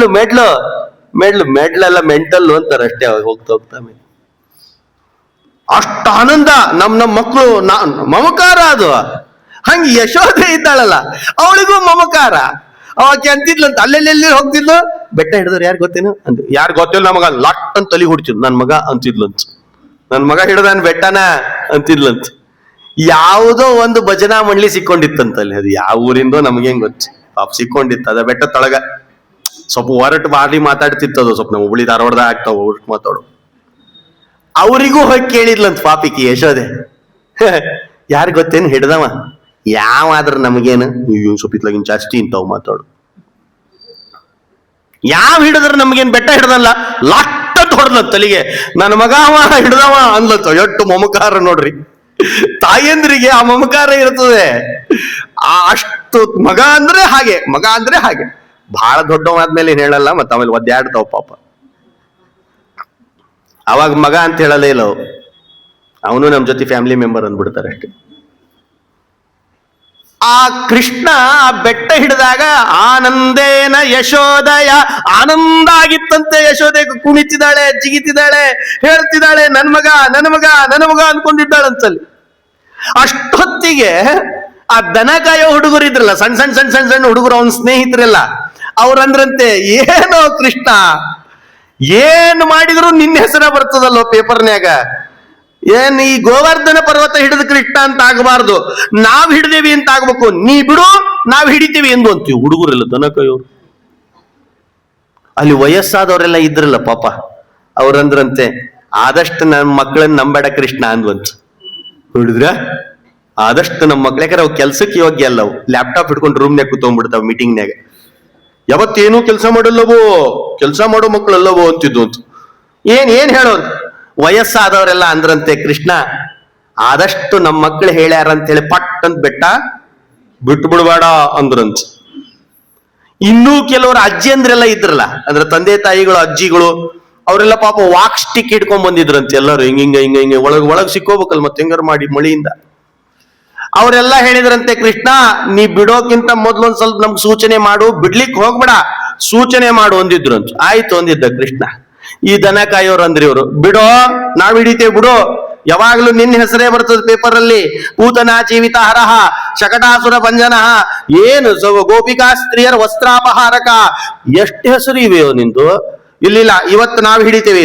ಕೈ ಎಲ್ಲ ಜಾಡಿಸಿ ಪೌಡರ್ ಹಚ್ಕೊಂಡು ಎಲ್ಲಿ ಜರೀತದೆ, ಈ ಎಲ್ಲಾ ಹುಡುಗು ದನ ಕಾಯೋರು ಎರಡೂ ಕೈಯಿಂದ ಬೆಟ್ಟ ಹಿಡಿದಿದ್ರು. ಕೃಷ್ಣ ಕಿರುಬೆಳ್ನಾಗ ಹಿಡಿದಿದ್ದ ಪಾಪ, ಹಿಡಿದಿದ್ವಂತೀಗೆ. ಈ ಹಿಡಿಯೋದನ್ನ ನೋಡಿದ ವಯಸ್ಸಾದ ಈ ವಾಕ್ ಸ್ಟಿಕ್ ಹಿಡ್ಕೊಂಡಿದ್ರಲ್ಲ, ತಳಗಿದ್ದೆಲ್ಲ ಮ್ಯಾಲೆ ಹಿಡಿದ್ರಂತ. ಬಿದ್ರೆ ಮೊದ್ಲು ಅದ್ರ ಮೇಲೆ ಬೀಳ್ಲಿ ಅಂತ ಆ ತಂದೆ ತಾಯಿ ಹೇಳಿದ್ರಂತೆ, ಕೃಷ್ಣ ಅವ್ರು ಹೇಳ್ತಾರೆ ಅಂತ ಬಿಟ್ಬಿಡ್ಬೇಡ, ಟ್ರಯಲ್ ಮಾಡಿ ನೋಡು ಅಂದ್ರಂತ. ಇವ್ರೇ ಬಿಡು ಬಿಡು ಅಂತ ಒತ್ತಾಯ ಮಾಡ್ಲಿಕ್ಕೆ. ಕೃಷ್ಣ ಕಿರುಬೆರಳಿನಲ್ಲಿ ಹಿಡಿದ ಆ ಬೆಟ್ಟವನ್ನ ಸುಮ್ಮನೆ ಒಂದು ಸಲ ಬಿಟ್ಟಾಗ ಮಾಡಿದ್ನಂತ, ಬಿಡ್ಲಿಲ್ಲ, ಬಿಟ್ಟಾಗ ಒಂದ್ಸಲ ಅಳಗ್ಯಾಡಿಸಿದ್ರೆ ಆ ವಾಕ್ ಸ್ಟಿಕ್ ಮುರಿದು ಕೈ ಮೂಳೆಗಳೆಲ್ಲ ಸೊಟ್ಟಾಗಿ ಇನ್ ತಲೆ ಮೇಲೆ ಬೀಳ್ತದೋ ಏನೋ ಪ್ರಸಂಗ. ಎಲ್ಲಾರು ತಲೆ ತಳಗ್ ಹಾಕಿ ಒಂದೇ ಉಸಿರಿನಿಂದ ಕೂಗಿದ್ರಂತೆ. ಏನ್ ಕೂಗಬೇಕು ನೋಡು ಕೃಷ್ಣ, ಬೆಟ್ಟ ಬಿಡಬೇಡ, ಗೋವರ್ಧನಗಿರಿಯನ್ನು ಎತ್ತಿದ ಗೋವಿಂದ ನಮ ರಕ್ಷಿಸೋ, ಗೋವರ್ಧನಗಿರಿಯನ್ನು ಎತ್ತಿದ ಗೋವಿಂದ ನಮ್ಮ ರಕ್ಷಿಸೋ ಅಂತ ಕೂಗ್ಲಿಕ್ಕೆ ಪ್ರಾರಂಭ ಮಾಡಿದ್ರಂತೆ. ಕೃಷ್ಣ ಅಂದ, ನಾ ಏನ್ ಬಿಟ್ಟಿಲ್ಲ, ನೀವೇನ್ ಹೆದರಬೇಡ್ರಿ ಎಂದಂತ. ಇಷ್ಟರ ಮಧ್ಯದಲ್ಲಿ ಒಂದು ಪ್ರಸಂಗ ನಡೀತಂತ. ಏನ್ ನಡಿಬೇಕು, ವಯಸ್ಸಿಗೆ ಬಂದ ಹೆಣ್ಮಕ್ಳು ಅಡ್ಡಾಡ್ತಿದ್ರಂತಲ್ಲ ಹುಡುಗಿಯರು. ಅಲ್ಲಿ ಆಗ್ಲೇ ಹೇಳಿದ್ರಂತ, ಅಪ್ಪ ಕಲ್ಯಾಣ ಮಂಟಪ ಬುಕ್ ಮಾಡು, ಅಪ್ಪ ಅವ್ರಂದ್ರ ತಲಿ ಮೇಲೆ ಬೆಟ್ಟ ಬೀಳಿಗತ್ತದ, ಹೊರಗೆಲ್ಲ ನೀರದ, ಕಲ್ಯಾಣ ಮಂಟಪ ಬುಕ್ ಮಾಡಂತೀಯಲ್ಲ ಅಂತ ಎಲ್ಲಾ ಹುಡುಗಿಯರು ಕೇಳಿಗತ್ತಾರ. ಕಲ್ಯಾಣ ಮಂಟಪ ಇರವ 4-5 ಇದ್ವು ಅವಾಗ, ಪಾಪ ಈಗ ಜಾಸ್ತಿ ಆಗ್ಯಾವ. ಕಲ್ಯಾಣ ಮಂಟಪ ಬುಕ್ ಮಾಡು, ಕಲ್ಯಾಣ ಮಂಟಪ. ಹುಡುಗಿಯರಿಲ್ಲ, ಅವರೆಲ್ಲ ಅಂದ್ರು ವರ ಹುಡುಕ್ಬೇಕು, ಗುಣ ಕೂಡಿಸ್ಬೇಕು, ಏನ್ ಹಿಂಗಂತಿದ್ದೀರಿ, ಯಾವ ವರ ಇದ್ದಾನೆ, ಎಲ್ಲ ವರ ಹುಡುಕ್ಬೇಕು ಅಂತ ಆ ತಂದೆ ತಾಯಿಗಳು ಹೇಳ್ತಿದ್ರೆ, ಹುಡುಗಿಯರಂದ್ರೆ ನಾ ವರನ್ ಹುಡ್ಕೊಂಡಿನಿ, ಕಲ್ಯಾಣ ಮಂಟಪದ ಅಷ್ಟೇ ಕೆಲಸ ನಿಂಗ ಅಂದ್. ನೋಡಿದ್ರು, ಬರೀ ಈಗಿನ ಹುಡುಗಿಯರೆಲ್ಲ ವರನ್ ಹುಡ್ಕೋದು, ಅವಾಗ ಹುಡ್ಕೋತಿದ್ರು ಅಂತ. ಯಾರನ್ನ ಹುಡ್ಕೊಂಡಿ ಹೇಳ್ರಿ ಅಂದ್ರ, ಅಲ್ಲಿ ನೋಡಲ್ಲಿ ಬೆಟ್ಟ ಹಿಡ್ಕೊಂಡನಲ್ಲ ಅವನ್ನ ಮದುವೆ ಆಗ್ತೀನಿ ಅಂದ್ರಂತ. ಪಾಪಿ ಯಶೋದೆ ಬಾಯಿ ತಗದ್ಲು, ಒಂದ್ ಸೊಸಿ ಕಾಟನ ಸಾಕಾಗ್ಯದ, ಇನ್ ಇಂತೆಷ್ಟೆಷ್ಟು ಸೊಸಿ ತಗೊಂಡ್ ಬರ್ಬೇಕಿಲ್ಲಿ. ಕೃಷ್ಣ ಅಂದ, ಏನಂತಿದ್ದೀರಿ, ಎಲ್ಲ ಹುಡುಗಿರು ಹೇಳಿದ್ರಂತೆ, ವಿವಾಹ ಆದ್ರೆ ಕೃಷ್ಣನ್ನೇ ಮದುವೆ ಆಗ್ಬೇಕು. ಯಾಕೆ ಅಂತಂದ್ರೆ ಕಷ್ಟ ಬಂದ್ರೆ ಬೆಟ್ಟನೇ ಎತ್ತಾನೆ. ನಮ್ಮ ಮನೆಯವರು ಅಡಿಕೆ ಬೆಟ್ಟ ಎತ್ತಲಿಕ್ಕೆ ಒದ್ದಾಡ್ಲಿಕ್ಕೆ ಗೊತ್ತಾ ಅಂತದ್ದು. ಹಿಂಗ್ ಕೆಲವ್ರು ಹಿಂಗಂತಿದ್ರು, ಹಿಂಗೆ ಅಡಿಕೆ ಬೆಟ್ಟ ಎತ್ತದೇ ಇರುವ ಮನೆಯವರು ಇರ್ತಾರೆ ಮನ್ಯಾಗ. ಇನ್ ಚೀಲ ಎತ್ಕೊಂಡು ಮಾರ್ಕೆಟ್ಗೆ ಎಲ್ಲಿ ಹೋಗ್ತಾರೆ.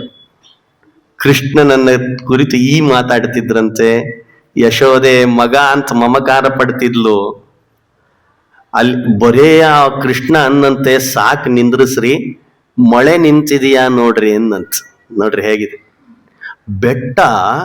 ಇವತ್ತಿಗೂ ಹೋಗ್ರಿ, ಉದ್ದ ಕಡಿಮೆ, ಅಗಲ ಜಾಸ್ತಿ. ಅದು ಉದ್ದ ನೋಡಿದವ್ರಿಗೆ ಅನುಭವ ಬರ್ತದೆ.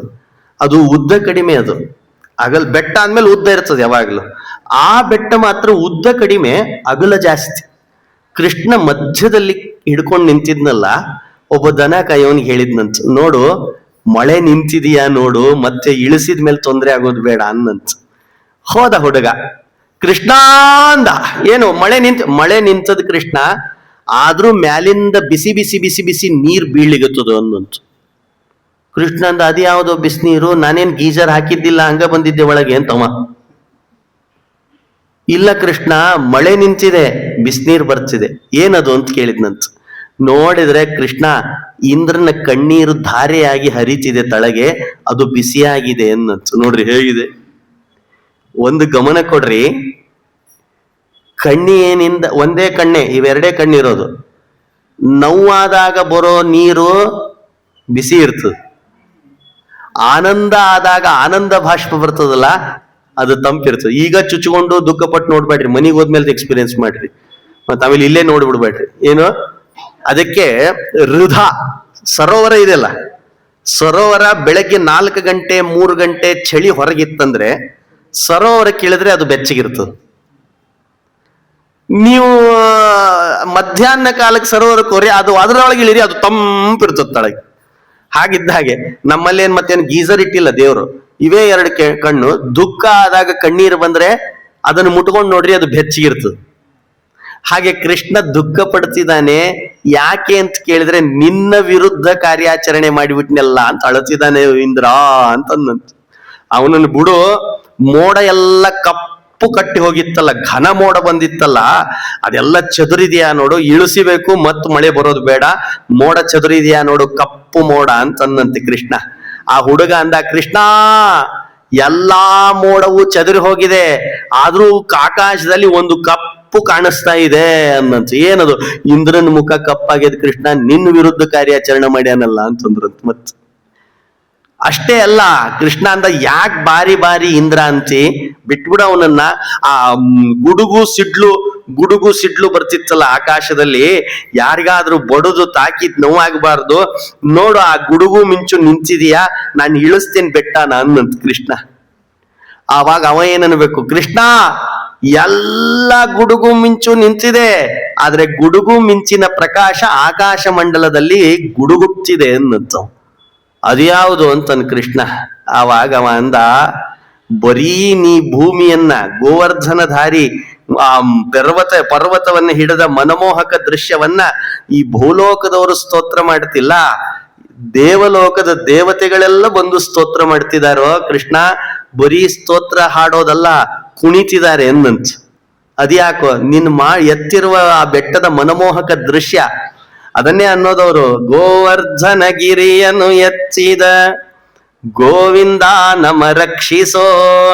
ಆ ದೇವಲೋಕದ ದೇವತೆಗಳು ಬಂದು ಆಕಾಶದಲ್ಲಿ ಕುಣಿದು ಕುಪ್ಪಳಿಸ್ತಿದಾರಂತೆ ಕೃಷ್ಣ ಈ ಪರ್ವತ ಎತ್ತಿದ ಆನಂದಕ್ಕೆ. ಕೃಷ್ಣ ಅಂದ, ಅವ್ರು ಕುಣಿಯೋದಕ್ಕೂ ಆಕಾಶದಲ್ಲಿ ಗುಡುಗು ಮಿಂಚಿನ ಪ್ರಕಾಶ ಬರೋದಕ್ಕೂ ಏನ್ ಸಂಬಂಧ, ಯಾಕೆ ಹೀಗೆ ಮಾತಾಡ್ತಿದ್ದಿ ಅಂತ ಕೇಳಿದ್ನಂತ ಕೃಷ್ಣ. ಆವಾಗ ಅವ ಅಂದ, ಕೃಷ್ಣ ಆ ದೇವಲೋಕದ ದೇವತೆಗಳು ಅಪ್ಸರೆಯರು ಬಂದು ಕುಣಿತಿದಾರಲ್ಲ, ಕುಪ್ಪಳಿಸ್ತಿದಾರಲ್ಲ, ಕುಣಿದು ಕುಪ್ಪಳಿಸುವಾಗ ಕೈಯಲ್ಲಿರುವ ವಜ್ರದ ಬಳೆಗಳು ತಾಕಿ ತಾಕಿ ತಾಕಿ ಆಕಾಶ ಮಂಡಲದಲ್ಲಿ ಗುಡುಗು ಮಿಂಚಿನ ಪ್ರಕಾಶ ಕಾಣಿಸ್ತಿದೆ. ಬರೀ ಕುಣಿತಿಲ್ಲ, ಬಾಯಿ ತುಂಬಾ ಅವರೂ ಗಾನ ಮಾಡ್ತಿದ್ದಾರೆ. ಅದು ಯಾವುದು ಅಂತ ಕೇಳಿದ್ರೆ, ಗೋವರ್ಧನಗಿರಿಯನ್ನು ಎತ್ತಿದ ಗೋವಿಂದ ನಮ್ಮ ರಕ್ಷಿಸೋ. ದೇವಲೋಕದ ಅಪ್ಸರೆಯರು ರಕ್ಷಿಸೋ ಅಂತ ಕೇಳ್ತಾರೆ, ಭೂಲೋಕದ ಜನರೂ ಕೇಳ್ಕೊಳ್ತಾರೆ, ಕೃಷ್ಣ ಎಂಥ ಮಹಿಮೆ ನಿಂದು ಅಂತ ಆ ಹುಡುಗ ಹೇಳಿದ. ಆಮೇಲೆ ಎಲ್ಲರನ್ನು ತಮ್ಮ ಹೊರಗೆ ಕಳಿಸಿ ಆ ಬೆಟ್ಟ ಇಳಿಸಿದ್ದಂತೆ. ಹೇಗ್ ಹಿಡ್ದಿದ್ದ ಬೆಟ್ಟ ಅಂತ ಹೇಳಿದ್ರೆ, ಛತ್ರಿ ಅಂದೇನಲ್ಲ, ಛತ್ರಿ ಹಿಡ್ದಾಗೆ ಒಂದು ಹನಿ ಒಬ್ರಿಗೆ ತಾಕಿದ್ದಿಲ್ಲಂತ ನೀರ್. ಹೇಗ್ ಹಿಡ್ದಿರ್ಲಿಕ್ಕಿಲ್ಲ. ನಾವೇನ್ರ ಛತ್ರಿ ಮಳಿ ಬಂದವಾಗ ಹಿಡಿದ್ರೆ ಮುಂದ್ ಹಿಡಿಲಿಕ್ಕೆ ಹೋಗಿ ಹಿಂದ್ ಒದ್ದಿ ಮಾಡ್ಕೋತೀವಿ, ಹಿಂದ್ ಹಿಡಿಲಿಕ್ಕೆ ಹೋಗಿ ಮುಂದ್ ಒದ್ದಿ. ಯಾರ ಒಬ್ರು ಸೇರ್ಕೊಂಡ್ಬಿಟ್ರ ಅವಂಗ್ ಹಿಡಿಲಿಕ್ಕೆ ಹೋಗಿ ನಾವ್ ಒದ್ದಿ, ನಾವ್ ಹಿಡಿಲಿಕ್ಕೆ ಹೋಗಿ ಅವ್ರು. ನಮ್ಗ ಛತ್ರಿನೂ ಹಿಡಿಲಿಕ್ ಬರಲ್ಲ. ಅದಕ್ಕೆ ಕೃಷ್ಣ ಅಂದ, ನಾ ಹಿಡಿದ ಛತ್ರಿ ಒಬ್ಬರಿಗೆ ಒಂದು ಹನಿ ತಾಕದೇ ಇರೋ ಹಾಗಿದೆ ಅಂತ ಗೋವರ್ಧನ ಪರ್ವತವನ್ನ ಕೃಷ್ಣ ಎತ್ತಿದ ಅದ್ಭುತ ಪ್ರಸಂಗ. ಇನ್ನೊಂದು ಪ್ರಸಂಗ ಇದೆ. ಕಾಳಿಂಗನ ಮೇಲೆ ನಿಂತು ಕುಣಿಲಿಕ್ಕೆ ಅಂತ ಹೊರಟನಂತ ಕೃಷ್ಣ. ತುಂಬಾ ಚೆನ್ನಾಗಿ ನೃತ್ಯ ಮಾಡಿದ. ಒಂದ್ ಕಡೆ ಕವಿ ಅದಕ್ಕೊಂದು ಹೆಸರು ಕೊಡ್ತಾನೆ. ಹಲ್ಲಿ ಸಕ ನೃತ್ಯ ಅಂತ ಒಂದು ವಿವರಣೆ ಕೊಡ್ತಾರೆ. ಆ ಕಾಡಿನ ಪ್ರಾಂತ್ಯದ ಹಳ್ಳಿ ಜನರು ಮಾಡುವ ಡ್ಯಾನ್ಸ್ ಅಂತೇನೋ, ವಾಸ್ತವಿಕವಾಗಿ ಅವ ಮಾಡಿರುವ ನೃತ್ಯನೇ ಬೇರೆ. ಆ ಹೆಡೆ ಮೇಲೆ ನಿಂತು ನೃತ್ಯ ಮಾಡಿದ್ನಲ್ಲ, ನೀವು ಇದು ಸುಮ್ಮನೆ ಸೈಂಟಿಫಿಕ್ ಆಗಿ ಹೇಳಿರ್ತೀನಿ. ಸಹಜವಾಗಿ ನೆಲದ ಮೇಲೆ ನಮ್ಗೆ ಡ್ಯಾನ್ಸ್ ಮಾಡ್ಕೊಂಡ್ರೆ ಕಾಲು ಮುರಿತೇವ್, ನಾವು ಮುರ್ಕೊಂಡ್ ಬಂದಿರ್ತೇವೆ. ಏನ್ರಿ ಕಾಲಿಗೆ ಅಂದ್ರೆ ಪ್ರಾಕ್ಟೀಸಿಗೆ ಹೋಗಿದ್ವಿ ಉಳುಕ್ತು ಅಂತೀವಿ. ಕೃಷ್ಣ ಹೆಡೆ ಮೇಲೆ ನಿಂತಾನ. ಹೆಡಿ ಏನ್ ಗಟ್ಟಿ ಇಲ್ಲ, ಮತ್ತದು ಒಂದು ತುಳಿದ್ರೆ ಒಂದು ತಳಗ್ ಹೋಗ್ತದ, ಒಂದು ತುಳಿದ್ರೆ ಒಂದು ತಳಗ್ ಹೋಗ್ತದ. ಹೆಡಿ ಅದು. ಅಂತ ಹೆಡೆ ಮೇಲೆ ಕೃಷ್ಣ ಹತ್ತಿ ನಿಂತು ಇಡೀ ಊರಿನ ಜನ ಸೇರ್ಕೊಂಡಾರ. ಎಲ್ಲರೂ ನೋಡ್ತಿದ್ದಾರೆ, ಏನಿದು ಕೃಷ್ಣನ ಮಹಿಮೆ. ಒಂದು 4-5 ಸ್ಟೆಪ್ ಹಾಕಿದ್ನಂತಷ್ಟೆ. ಆ ಹೆಜ್ಜೆಗೇನೆ ಎಲ್ಲರೂ ತಮ್ಮ ಮನಸ್ಸನ್ನ ಕರಗಿಸಿ ಕೃಷ್ಣನ ಹತ್ರ ಹೋಗ್ಬಿಟ್ಟಿತ್ತಂತೆ. ತಮ್ಮ ಮನಸ್ಸುಗಳೆಲ್ಲ ಕರಗಿ ಇದ್ದಕ್ಕಿದ್ದಾಗೆ ನಿಂದ್ರಿಸ್ಬಿಟ್ನಂತ. ಒದರಿದ್ರು, ಕೃಷ್ಣ ಇಲ್ಲ, ನೀ ನೃತ್ಯ ಮಾಡು. ಕೊಳಲನಾದ ನೋಡಿದ್ದೇವೆ, ನೀ ಮಾಡುವ ಸಂಹಾರಗಳನ್ನು ನೋಡಿದ್ದೇವೆ, ನೀ ಮಾಡಿದ ಅದ್ಭುತ ದೃಶ್ಯಗಳನ್ನೆಲ್ಲ ನೋಡಿದೇವೆ, ಆದ್ರೆ ಈ ನೃತ್ಯ ನೋಡಿಲ್ಲ. ನೀ ಕೃಷ್ಣ ನೃತ್ಯ ಮಾಡು ಅಂತ ಬೇಡ್ಕೊಂಡ್ರಂತೆ ಎಲ್ಲರೂ. ಆವಾಗ ಕೃಷ್ಣ ಅಂದ, ನಾ ಬರೀ ಡ್ಯಾನ್ಸ್ ಮಾಡಲ್ಲ, ನನಗೊಂದ್ ಸ್ವಲ್ಪ ಡಿಜೆ ಬೇಕು ಅನ್ನೋದು. ನೋಡ್ರಿ ಹೇಗಿದೆ. ಕೃಷ್ಣನು ಡಿಜೆ ಕೇಳಿದ್ನಂತ. ಡಿಜೆ ಹಚ್ಚಿದೆ ಅಂತ ಎಲ್ಲ ಮನಿ ಎಲ್ಲ ಸೀಳಿ ಹೋಗ್ಯಾವ ಹಚ್ಚಿದ್ದಕ್ಕೆ. ಪುಣ್ಯ ಅವಾಗ ಸಿಮೆಂಟಿನ ಮನಿ ಇದ್ದಿದ್ದಿಲ್ಲ, ಅದಕ್ಕೆ ಹಚ್ಚಿದ್ನೋ ಇನ್ನು ಮಾರ. ಡಿಜೆ ಹಚ್ಚಿರಿ ಏನಂತ. ಯಾರು ಡಿಜೆ ಹಚ್ಚಬೇಕು? ಬ್ರಹ್ಮ ಕಮಲದಿಂದ ಜಿಗದ್ನಂತ, ನಾನ್ ಮೃದಂಗ ಬಾರಿಸ್ತೀನಿ ಅನ್ನಂತ. ಬರೀ ಮೃದಂಗ ಸಾಲಲ್ಲ ಅಂದ ಕೃಷ್ಣ, ಮತ್ತಿನ್ನೇನ್ ಬೇಕು, ನನಗೆ ತಾಳನೂ ಬೇಕು ಅನ್ನಂತ. ಸರಿ, ಹಾಗಾದ್ರೆ ರುದ್ರ ಕೈಲಾಸದಿಂದ ಹಾರಿದ್ನಂತ, ನಾ ತಾಳ ಬಾರಿಸ್ತೀನಿ ಅನ್ನಂತ. ಅಲ್ಲ ನೋಡಿದ್ರ, ಬ್ರಹ್ಮ ಮೃದಂಗ ಬಾರಿಸ್ತೀನಿ ಅಂತಾನೆ, ರುದ್ರ ನಾ ತಾಳ ಬಾರಿಸ್ತೀನಿ ಅಂತಂತಾನೆ. ಇಷ್ಟೇನಾ ಅಂತ, ಇಲ್ಲ ನನಗೆ ಹಾಡೋರು ಬೇಕು ಅನ್ನಂತ. ನೋಡು, ಪಾಪ್ ಸಾಂಗ್ ಬೇಕಂತ. ಹಾಡ್ ಹಾಡೋರು ಯಾರು ಹಾಗಾರೆ? ಹನುಮಂತ ನಾ ಹಾಡ್ತೀನಿ ಅಂತ ಬಂದಂತ. ನೋಡಿದ್ರೆ, ಯತ್ರ ಯತ್ರ ರಘುನಾಥ ಕೀರ್ತನಂ ತತ್ರ ತತ್ರ ಕೃತ ಮಸ್ತಕಾಂಜಲಿಂ ಬಾಷ್ಪವಾರಿ ಪರಿಪೂರ್ಣ ಲೋಚನಂ ಮಾರುತಿಂ ನಮತ ರಾಕ್ಷಸಾಂತಕಂ. ಹನುಮಂತ ನಾ ಹಾಡ್ತೀನಿ ಎಂದಂತ. ಸರಿ, ಹನುಮಂತ ಹಾಡಿದ. ಕೃಷ್ಣ ನೃತ್ಯ ಮಾಡ್ತೀನಿ ಅಂತ ಅಲ್ಲಿ ನಿಂತಿದ್ದಾನೆ. ಬ್ರಹ್ಮ ಮೃದಂಗ ಬಾರಿಸಿದ, ರುದ್ರ ತಾಳ ಬಾರಿಸಿದ್ನಂತ. ಅದೇ ದೇವಿ ನಮ್ಮ ದ್ಯಾವರು ಬಂದವ್ರೆ ಬನ್ನೀರೆ ನೋಡ ಬನ್ನೀರೆ ಹೇಳಲ್ವಾ ಆ ಪದ್ಯವನ್ನ. ಹಾಗೆ ಅಲ್ಲಿ ಆ ಪದ್ಯದಲ್ಲಿ ಈ ವಿಷಯ ಬಂದ್ಬಿಡ್ತದೆ. ಕೃಷ್ಣ ನೃತ್ಯ ಮಾಡಿದ್ನಂತ. ಎಂಥ ನೃತ್ಯ! ತುಂಬಾ ಚೆನ್ನಾಗಿ ಆ ಹೆಡೆಯಿಂದ ಈ ಹೆಡೆ ಒಂದು ಕೈಯಲ್ಲಿ ಆ ಬಾಲ ಹಿಡಿದಿದ್ದಾನೆ, ನೃತ್ಯ ಮಾಡುತ್ತಿದ್ದಾನೆ. ಎಲ್ಲರ ಮನಸ್ಸು ಕರಿಗಿ ಹೋಗಿದೆ. ಅಷ್ಟೊತ್ತಿಗೆನೆ ಅವ್ರ ತಂದೆ ತಾಯಿ ಓಡಿ ಬಂದ್ರಂತ. ಕರ್ಕೊಂಡ್ ನಿಮ್ಮ ಮಗ ಹಾರ್ಯಾನ ಅಂತ ಹೇಳಿದ್ರು. ಅಲ್ಲೆಲ್ಲ ಹೋಗಿ ಅವ್ರನ್ನ ನೋಡಿ ಮತ್ತಿನ್ನೂ ಹೆಚ್ಚುಕುಣದ್ನಂತ. ಯಾಕಂದ್ರೆ ಕೆಲವ್ರೆಲ್ಲ ಬಂಧುಗಳೆಲ್ಲ ಬಂದ್ರೆ ಮಕ್ಕಳು ನೋಡ್ರಿ ಕುಣಿಲಿಕ್ಕೆ ಸ್ಟಾರ್ಟ್ ಮಾಡುತ್ತೆ. ಪರಿಚಯ ಇರ್ಬೇಕಾ ಮತ್ತವ್ರು, ಇಲ್ಲಾರ ಅಳ್ಲಿಕ್ಕೆ ಸ್ಟಾರ್ಟ್ ಮಾಡ್ತಾವ. ಆಮೇಲೆ ಅಳೋ ಬಂಧುಗಳು ಬರಬಾರದು, ನಗಸೋ ಬಂಧುಗಳು ಬರ್ಬೇಕು. ಕೃಷ್ಣ ಕುಣದ್ನಂತೆ. ಅದಕ್ಕೆ ಅವನನ್ನ ಏನಂತ ಕರೆದ್ಬಿಟ್ರು? ಕಾಳಿಂಗ ಮರ್ಧನ ಕೃಷ್ಣ. ಯಾರೋ ಅಂದ್ರಂತ, ಆಚಾರ ಪುರಾಣ ಚಲೋ ಹೇಳ್ತೀರಿ, ಸ್ವಲ್ಪ ಸುಳ್ಳು ಹೇಳ್ತೀರಿ ಅಂದ್ರಂತ. ಯಾರು? ಅರೆ ಅದ್ಯಾವುದ್ರಿ ಸುಳ್ಳು ಪುರಾಣದಾಗ? ಅವ್ರಂದ್ರಂತೆ, ಬ್ರಹ್ಮ ಮೃದಂಗ ಬಾರಿಸ್ಯಾನಂದ್ರೆ ಒಪ್ಕೋತೀವಿ, ರುದ್ರ ತಾಳ ಬಾರಿಸ್ತಾನೆ ಅವನಿಗೆ. ಯಾಕಂದ್ರೆ ರುದ್ರದೇವರಿಗೆ ಎಲ್ಲಾ ತಾಳದ ಜ್ಞಾನ ಇದೆ ಅವರಿಗೆ. ಯಾಕೆಂದ್ರೆ ಅವರು ತಾಂಡವ ನೃತ್ಯ ಮಾಡೋರಾದ್ರಿಂದ ಅವರಿಗೆಲ್ಲ ಗೊತ್ತಿದೆ. ಸರಿ, ರುದ್ರದೇವ್ರ ತಾಳ ಒಪ್ಕೋತೀವಿ, ಬ್ರಹ್ಮ ಮೃದಂಗ ಒಪ್ಕೋತೀವಿ. ಅಲ್ಲಿ ಹನುಮಂತ ಹಾಡ್ಯಾನಂದ್ರೆ ಅದನ್ನ ನಂಬೋಲ್ಲ ಆಚಾರ ನಾವು ಅಂದ್ರಂತ. ಯಾಕೆ ಎಲ್ಲೂ ಹಾಡಿದ್ದ ಕಂಡಿಲ್ಲ. ನೋಡಿರಿ ಎಲ್ಲರ ಹನುಮಂತ ಹಾಡಿ ಎಲ್ಲೂ ಕಂಡೇ ಇಲ್ಲ ಅಂದ್ರಂತೆ ಎಲ್ಲಾರು. ಇನ್ನೂ ಬೇಕಾರ ಗುದ್ಯಾನ ಅಂತ ಹೇಳ್ರಿ, ಹೊಡೆದಾನ ಅಂತ ಹೇಳ್ರಿ, ಸಂಹಾರ ಮಾಡ್ಯಾನ ಅಂತ ಹೇಳ್ರಿ, ಜಿಗದಾನ ಅಂತ ಹೇಳಿರಿ. ಯಾಕ ಲಂಕೆಗೆ ಜಿಗದಾನ, ರಾವಣನಿಗೆ ಹೊಡೆದಾನ, ಅಕ್ಷಕುಮಾರನನ್ನ ಅಪ್ಪಳಿಸಿದಾನೆ. ಅಪ್ಪಳಿಸಿ ಒಂದು ಸಲ ನೆಲಕ್ಕೆ ಹಿಂಗೆ ಜಿಗಿಸಿ ಹಾರಿಸಿ ಅವನನ್ನು ಕೊಂದಿದ್ದಾನೆ. ಇಂಥವ್ ಹೇಳ್ರಿ ಆಚಾರ್ಯ, ನೀವು ಒಪ್ಕೊಳ್ತೀವಿ. ಇನ್ನು ಬಾಳೆಹಣ್ಣು ತಿನ್ನಾನ ಒಪ್ಕೋತೀವಿ, ಜೇನುತುಪ್ಪ ಕುಡ್ದಾನ ಒಪ್ಕೋತೀವಿ. ಹಾಡ್ಯಾನ ಎಲ್ಲೂ ಕಂಡಿಲ್ಲ ಆಚಾರ ಅಂದ್ರಂತ ಯಾರೋ. ಇಲ್ವೋ, ಕೃಷ್ಣಾವತಾರದಲ್ಲಿ ಅಷ್ಟೇ ಅಲ್ವೋ, ರಾಮಾವತಾರದಲ್ಲೂ ಹಾಡ್ಯಾನ ಅಂದ್ರಂತ ಯಾರು. ಎಲ್ಲಿ ಹಾಡ್ಯಾನ ಆಚಾರ್ಯ ಹೇಳ್ರಿ ನೋಡ ಅಂದ್ರಂತ. ಈ ರಾಮಾಯಣ ಎಲ್ಲ ಯುದ್ಧ ಮುಗಿದ ಮೇಲೆ ಸುಗ್ರೀವನಿಗೆ ಟ್ಯಾಂಕ್ಸ್ ಹೇಳಿ ವಿಮಾನ ಹತ್ತಿ ಬರೋ ಪ್ರಸಂಗ ಬಂತಲ್ಲ ಅಯೋಧ್ಯೆಗೆ, ಅಲ್ಲೊಂದು ಪ್ರಸಂಗ ನಡೀತು ಅಂತಾರೆ. ರಾಮ ವಿಮಾನಕ್ಕೇರುವಾಗ ಸುಗ್ರೀವ ನಿನ್ನಿಂದ ಬಹಳ ಸಹಕಾರ ಆಯ್ತಪ್ಪ ಅಪ್ಪಣ್ಣ, ಚಲೋ ಆಯ್ತು ಅಂತ ಹಿಂಗ ಹೇಳಿ ಹೊಳ್ಳಿಗತನ ಯಾವ್ಯಾವ ಸೇತುವೆ ಕಟ್ಲಿಕ್ಕೆ ಮಂಗ್ಯಗಳು ಬಂದಿದ್ವಲ್ಲ ಎಲ್ಲಾ ಮಂಗ್ಯಗಳು ವಿಮಾನದಾಗ ಕೂತಿದ್ವು ಅಂತ, ಒಂದ್ರ ಮೇಲೆ ಒಂದು ಬಾಳ ಇದ್ವು ಅವು. ರಾಮ ಸುಗ್ರೀವನಿಗಂದ, ಅಲ್ಲೋ ನನಗ ಜಾಗ ಇಲ್ಲ, ಹಂಗ್ ಕೂತಾವ್ ಮಂಗ್ಯಗಳು, ನಾ ಎಲ್ಲಿ ಕೂಡ್ಲಿ ಅಂದ ರಾಮ. ಸುಗ್ರೀವ ಆಜ್ಞೆ ಆಯ್ತು, ಎಲ್ಲಾ ಮಂಗ್ಯಗಳು ತಳಗಿಳಿರಿ, ರಾಮ ಹೋಗ್ಬೇಕು ಈಗಿಂದೀಗ್ಲೇ ಅನ್ನಂತ, ಅಯೋಧ್ಯೆಗೆ ಅನ್ನಂತ. ಯಾಕಂದ್ರು ಪಟ್ಟಾಭಿಷೇಕಕ್ಕೆ ಕಾಯ್ಲಿಗೆ ತಾನು ಬರತ್ತ ಅನ್ನಂತ. ಅವಾಗ ಮಂಗ್ಯಗಳಂದು, ನಮ್ಮನ್ನೇನ್ ಲೇಬರ್ ಆಗಿ ಕರ್ಕೊಂಡ್ ಬಂದಿರೇನ್, ಬರೀ ಕಲ್ ಹಾಕೋ ಕಲ್ ತೆಗಿ ಹೊಡ್ಸುವೋ ಇದ ಕೆಲ್ಸ ಏನ್ ನಮ್ದು, ನಮಗೂ ಒಂದ್ ಸ್ವಲ್ಪ ಸ್ವೀಟ್ ತಿನ್ಬೇಕು ಅಂತೇನ್ ಇಲ್ಲೇನ್. ಯಾವಾಗ ತಿಂತಿ ಅಂದ್ರ ಅವ್ರು, ಅದೇ ಮಂಗಳದಲ್ಲಿ ಪೇಡೆ ತಂದಾರ, ಇಲ್ಲಿ ಪಟ್ಟಾಭಿಷೇಕ ಅದ, ಇಲ್ಲಿ ಪಟ್ಟಾಭಿಷೇಕ ಅದ ರಾಮಂದು. ಅವ ಏನೇನ್ ಸ್ವೀಟ್ ಮಾಡಿಸ್ಯಾನೋ ಏನೋ, ಏನೇನು ವ್ಯವಸ್ಥೆ ಮಾಡ್ಯಾನೋ ಏನೋ, ನಾವು ಪಟ್ಟಾಭಿಷೇಕಕ್ಕೆ ಹೋಗೋರ ಅಂದ್ವಂತ ಮಂಗ್ಯಗಳು. ರಾಮ ಭಾರಿ ಆಶ್ಚರ್ಯವಪ್ಪ, ನನ್ ಪಟ್ಟಾಭಿಷೇಕಕ್ಕೆ ಮಂಗ್ಯಗಳು ಬರ್ತಾವಂತ ಆನಂದ ಪಟ್ನಂತವ. ಅದಕ್ಕ ಸುಗ್ರೀವ ಇನ್ ಬೈಬೇಡ ಅನ್ನಂತು, ಏನ್ ಇನ್ ಅವ್ರಿಗೆ ಇಳಿಬೇಡ ಅನ್ಬೇಡ, ನಾವ್ ಅಲ್ಲೇ ಅಡ್ಜಸ್ಟ್ ಮಾಡ್ಕೊಂಡು ಕೂತ್ಕೊಂಡು ಹೋಗ್ತೀವಿ ಅಂದಂತು ರಾಮ ಲಕ್ಷ್ಮಣ ಸೀತೆ ಅದೇ ಮಂಗ್ಯಗಳ ಜೊತೆಯಲ್ಲಿ ಅಡ್ಜಸ್ಟ್ ಮಾಡ್ಕೊಂಡು ಕೂತ್ಕೊಂಡು ಅಂತ ಬರ್ರಂತ ವಿಮಾನ ಹಾರ್ತ ಇದ್ದಕ್ಕಿದ್ದಾಗೆ ಒಂದ್ ಕಡೆ ಇಳಿಸಿದ್ನಂತ ರಾಮನೇ ಇಳಿಸಿದ. ಎಲ್ಲರೂ ಓದರ್ಲಿಗತ್ತು, ಬಂತು ಅಯೋಧ್ಯೆ ಬಂತು ಅಂತ ಕುಣಿಲಿಗತ್ತು ಅಂತ. ರಾಮ ಅಂದ, ಹಂಗ್ ಕುಣಿಬೇಡ್ರಿ, ಒಂದ್ಸಲ ಹಿಂತಿರುಗಿ ನೋಡ್ರಿ ಅನ್ನಂತ. ನೋಡಿದ್ರೆ ಕಿಷ್ಕಿಂದೆಗೆ ಬಂದು ಇಳಿಸಿದ್ನಂತ ಮಂಗ್ಯಗಳಿರೋ ಜಾಗಕ್ಕ ಅವು ಎಲ್ಲಿ ವಾಸ ಆಗ್ತಾವಲ್ಲ ಅಲ್ಲೇ ಇಳಿಸಿದ್ನಂತ ರಾಮ. ಸಿಟ್ಟು ಬಂತು ಮಂಗ್ಯಗಳಿಗೆ, ಏನ್ ರಾಮ ಇದು, ಹಿಂತಿರುಗಿ ನೋಡ್ರಿ ಅನ್ನಂತ. ಅವಾಗಾದ್ರೂ ಆನಂದ ಆಗ್ತದೆ.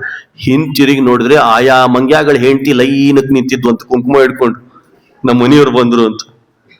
ಇನ್ನೂ ಸಿಟ್ಟು ಬಂತು ಅವ್ರಿಗೆ, ಹಲ್ಲು ಕಟೀಲಿಗತ್ತಂತ ಮಂಗ್ಯಗಳು. ರಾಮ ಅಂದ್ವಂತ, ಯಾಕೆ ನಮ್ಮನ್ನೇನಾರ ಅಲ್ಲೇ ಲಂಕೆಯಲ್ಲೇ ಇಟ್ಟಿದ್ರೆ ನಡೀತಿತ್ತು, ನೀನ್ ನೋಡ್ ನನ್ನ ಹೆಂಡತಿ ಮುಂದೆ ಕರ್ಕೊಂಡು, ಹಿಂಗ್ ಸಿಟ್ಟು ಬಂತು ಅಂತ ಪಾಪ ಮಂಗ್ಯಗಳು.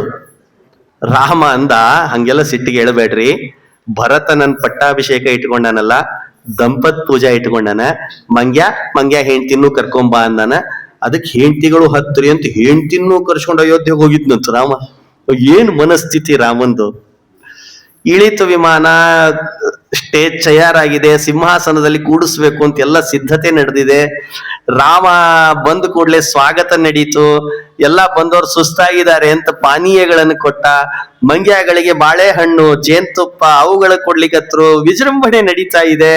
ಇನ್ನು ಮುಹೂರ್ತಕ್ಕೊಂದ್ 2-3 ನಿಮಿಷ ಇತ್ತಂತ. ನೋಡ್ರಿ ಹೇಗಿದೆ, 3-4 ನಿಮಿಷ ಇತ್ತು.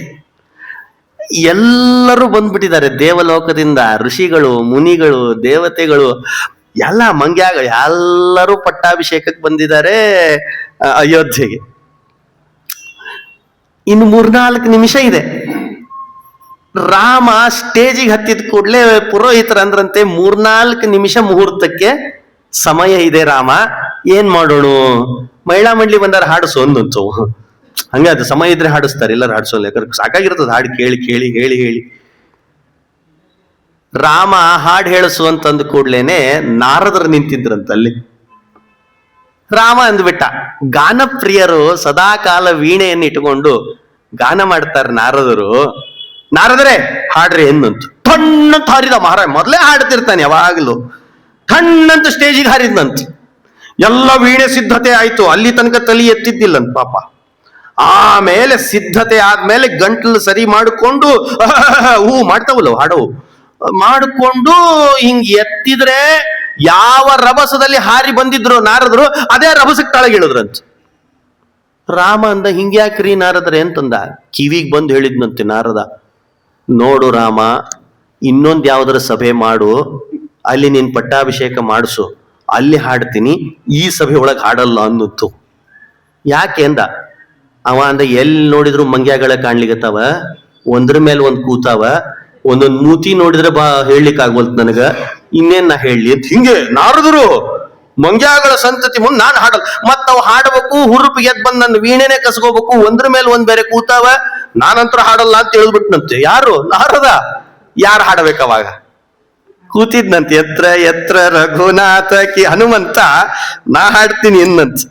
ಎಂಥ ಹಾಡು! ಸ್ವರಬದ್ಧವಾಗಿ ಲಯಬದ್ಧವಾಗಿ. ಅವು ಸ್ವರ ಲಯ ಇದ್ರೆ ಚಂದ ಬರ್ತದ. ಸ್ವರ ಒಂದ್ ಕಡೆ, ಲಯ ಒಂದ್ ಕಡೆ, ಕರ್ಕಶವಾಗಿ ಒಂದ್ ಮೈಕ್ ಒಂದ್ ಕಡೆ, ಹಾಡೋದ್ ಒಂದ್ ಕಡೆ, ಬತ್ತಿ ಒಂದ್ ಕಡೆ, ಜಾಂಗ್ಟಿ ಒಂದ್ ಹಿಂಗ ಹಾಡ್ನಾಗ ಜಾಂಗ್ಟಿನೂ ಬರ್ಸ್ತಾರೆ ಈಗ, ಗೊತ್ತೇ ಆಗಲ್ಲ. ಸ್ವರಬದ್ಧವಾಗಿ ಲಯಬದ್ಧವಾಗಿ ಹನುಮಂತ ಹಾಡಿದ್ರೆ ಎಲ್ಲರ ಮನಸ್ಸು ಕರಗಿ ರಾಮನ ಪಾದಾಶ್ರಯಕ್ಕೆ ಹೋಗಿತ್ತಂತ. ಬರೀ ಅಲ್ಲಿದ್ದ ದೇವತೆಗಳು, ಋಷಿಗಳ, ನಾರದರು, ಯಕ್ಷರು, ಕಿನ್ನರರ ಮನಸ್ಸಲ್ಲ, ಬಂದ ಮಂಗ್ಯಾಗಳ ಮನಸ್ಸು ಕರಗಿತ್ತಂತ. ಅಷ್ಟೇ ಅಲ್ವ ಮಹಾರಾಯ, ಅಲ್ಲಿದ್ದ ಕಲ್ಲು ಬಂಡೆಗಳು ಕರಗಿತ್ತು ಅಂತ. ಹೇಗೆ ಹಾಡಿರ್ಲಿಕ್ಕಿಲ್ಲ ಹನುಮಂತ? ಹಾಡಿ ಹಾಡಿ ಕೊನೆ ನುಡಿ ಬಂದಾಗ ಕೆಲವ್ರು ನೋಡ್ರಿ, ಸಂಗೀತ ತಮಗೂ ಸ್ವಲ್ಪ ಏನಾದ್ರೂ ಬರ್ತಿದ್ರೆ ಎದುರು ಸ್ಟೇಜ್ ಮೇಲೆ ಕೂತವ್ ಏನ್ ನಡೆಯಲ್ಲ, ತಳಗ್ ಕೂತವ್ರ ಮೇಲೆ ಅಷ್ಟು ಹಾಡ್ತಿರ್ತಾರ, ಕೈ ಬಟ್ಟೋದೇನು, ಮನಿಗ್ ಹೋದ್ರ ತೊಡಿ ಎಲ್ಲ ಕೆಂಪಾಗಿರ್ತಾವ, ಹಂಗ್ ಹೊಡ್ಕೊಂಡಿರ್ತಾವ, ಲಾಟ ಲಾಟ. ಖುಷಿ, ಅದು ಸಂತೋಷ, ಹಾಡಿನ ಆನಂದ. ಹಾಡು. ನಾರದ್ರ ಏನ್ ಮಾಡ್ಯಾರ, ಅತ್ಯಂತ ಸಂತೋಷದ ಆನಂದ ಉದ್ರೇಕದಿಂದ ಮೈ ಮರೆತು ಕೈಯಲ್ಲಿರುವ ವೀಣೆಯನ್ನು ಬಂಡೆ ಮೇಲೆ ಇಟ್ಟು ಕೈ ಬಟ್ಟ್ಯಾರಂತ ಹಾಕಿ. ಹನುಮಂತ ಹಾಡು ಮುಗಿಸಿದ. ಆಮೇಲೆ ವೀಣೆ ಜಗ್ಲಿಕ್ ಹೋಗ್ತಾರ, ಕಲ್ ಕರಿಗಿ ಮತ್ ಕಲ್ ಗಟ್ಟಿಯಾಗ್ಬಿಟ್ಟದ, ಕೂತ್ಕೊಂಡ್ಬಿಟ್ಟದ ವೀಣೆ. ಜಗ್ತಾರ, ಬರ್ತಾನೆ ಇಲ್ಲ ಹನುಮಂತ. ಎಲ್ಲರೂ ನೋಡ್ತಿದ್ದಾರೆ, ಎಲ್ಲಿ ನನ್ನ ಹತ್ರ ನೋಡಿಬಿಡ್ತಾರೆ ಅಂತ ನಾರದರಿಗೆ ಹಿಂಸೆ, ಯಾಕಂದ್ರೆ ಕೂತ್ಕೊಂಡದ ವೀಣೆ. ಆವಾಗ ಕೂಡ್ಲೆ ಒದರಿದ್ರಂತೆ ನಾರದರು. ಒನ್ಸ್ ಮೋರ್ ಹನುಮಂತ ಇಳಿಲಿಗತ್ತಿದ್ದವ ಪಾಪ, ಒನ್ಸ್ ಮೋರ್ ಅವತ್ತ ಸ್ಟಾರ್ಟ್ ಆಗಿದೆ. ಇನ್ನೊಂದ್ಸಲ ಎಷ್ಟ್ ಚಂದ ಹೇಳಿದಿ, ಎಷ್ಟ್ ಚಂದ, ಇನ್ನೊಂದ್ಸಲ ಹೇಳು ಅಂತ ನಿಂತ್ರಂತ. ಹನುಮಂತ ಮತ್ ಹಾಡ್ಲಿಗತ್ತ. ಹನುಮಂತನ ಅದಕ್ಕೆ ತ್ರಿವಿಕ್ರಮ ಪಂಡಿತಾಚಾರ್ಯರು ಸುಮ್ನೆ ಹೇಳಿದ್ದಲ್ಲ, ತೇನ ಮಕ್ಕೌಶಲಾಯ, ಎಲ್ಲಿ ಕ್ಷಿಪ್ತ ಪಶ್ಚಾತ್ ಸಲೀಲಂ ಶತಮತುಲಮತೆ ಯೋಜನಾನಾಂ ಸ ಉಚ್ಚ ತಾವದ್ ವಿಸ್ತಾರವಾಂಶ್ಚ ವಿಪುಲಲವೈವ ವ್ಯಘ್ರ ಬುದ್ಧ್ಯಾತ್ವಯಾತಃ ಸ್ವಸ್ವಸ್ಥಾನಸ್ಥಿತಾತಿ ಸ್ಥಿರ ಶಕಲ ಶಿಲಾ ಜಾಲ ಸಂಶ್ಲೇಷ ನಷ್ಟ ಛೇದಾಂಕ ಪ್ರಾಗಿವಾಭೂತ್ ಕಪಿವರ ವಪುಷಃ ತೇನ ಮಕ್ಕೌಶಲಾಯ ಅಂತ. ಅದಕ್ಕೆ ಹೇಳಿದ್ದು, ನಿನ್ನ ಕೌಶಲಕ್ಕೆ ನಮಸ್ಕಾರನೋ ಅಂತಾರೆ ತ್ರಿವಿಕ್ರಮ ಪಂಡಿತಾಚಾರ್ಯ. ಏನ್ ಕೌಶಲ ಅಂದ್ರೆ, ಹಾಡ್ ಹಾಡಿದ ಆ ಅಮಲಿಗೆ, ಆ ಭಕ್ತಿ ಪರವಶತೆಗೆ ಇದ್ದವ್ರದೆಲ್ಲ ಮನಸ್ಸು ಕರಿಗಿ, ಆ ಕಲ್ಲು ಕರಿಗಿ, ಆಮೇಲೆ ಎರಡನೇ ಸಲ ಹಾಡ್ಲಿಗತ್ತಿದ್ರಲ್ಲ, ಎರಡನೇ ಸಲ ಎಲ್ಲರದನ್ನು ಮನಸ್ಸು ಕರಗಿಸಿದ್ರಂತ. ನಾರದರ ಮನಸ್ಸು ಅವಾಗವಾಗ ಬಟ್ಕೊಂಡು ಕರಗ್ತಿತ್ತು, ಅವಾಗವಾಗ ಎಚ್ಚರಾದಾಗೆಲ್ಲ ವೀಣೆ ಜಗ್ತಿದ್ರಂತ. ಹನುಮಂತ ದೇವ್ರ ಆ ಕಲ್ ಬಿಟ್ಟು ಪಕ್ಕದ ಕಲ್ ಕರಗಿಸಿದ್ರಂತ. ನೋಡ್ತೇ ನಮಗ್ ಕೌಶಲ. ಎಲ್ಲ ಹಾಡು ಮುಗಿಲಿಕ್ ಬಂತು, ಕೊನೆ ನುಡಿಯಲ್ಲಿದ್ದಾರೆ, ಕೊನೆ ಸಾಲು. ಕೈ ಮುಗಿದ್ರಂತ, ಬಿಡಿಸ್ಬಿಡೋ ಮಾರ ದಯಮಾಡಿ ಅಂತ ನಾರದ್ರು. ಆವಾಗ ಆ ಕಲ್ಲನ್ನು ಕರಗಿಸಿ ಕೈಯಲ್ಲಿ ವೀಣೆ ಬರೋ ಹಾಗೆ ಮಾಡಿದ್ರಂತ. ಹಾಡು ಮುಗೀತು, ಪಟ್ಟಾಭಿಷೇಕನೂ ಆಯ್ತು. ಸೈಡಿಗೆ ಅಲ್ಲೇ ಬೋಂಡಾ ತಿನ್ಲಿಕ್ಕೆ ಬಂದಿದ್ರಂತ ನಾರದ. ಎಲ್ಲ ಮುಗಿದ್ಮೇಲೆ, ಮೆರವಣಿಗೆ ಮುಗಿದ್ಮೇಲೆ ಮಾಡಿರ್ತಾರಲ್ಲ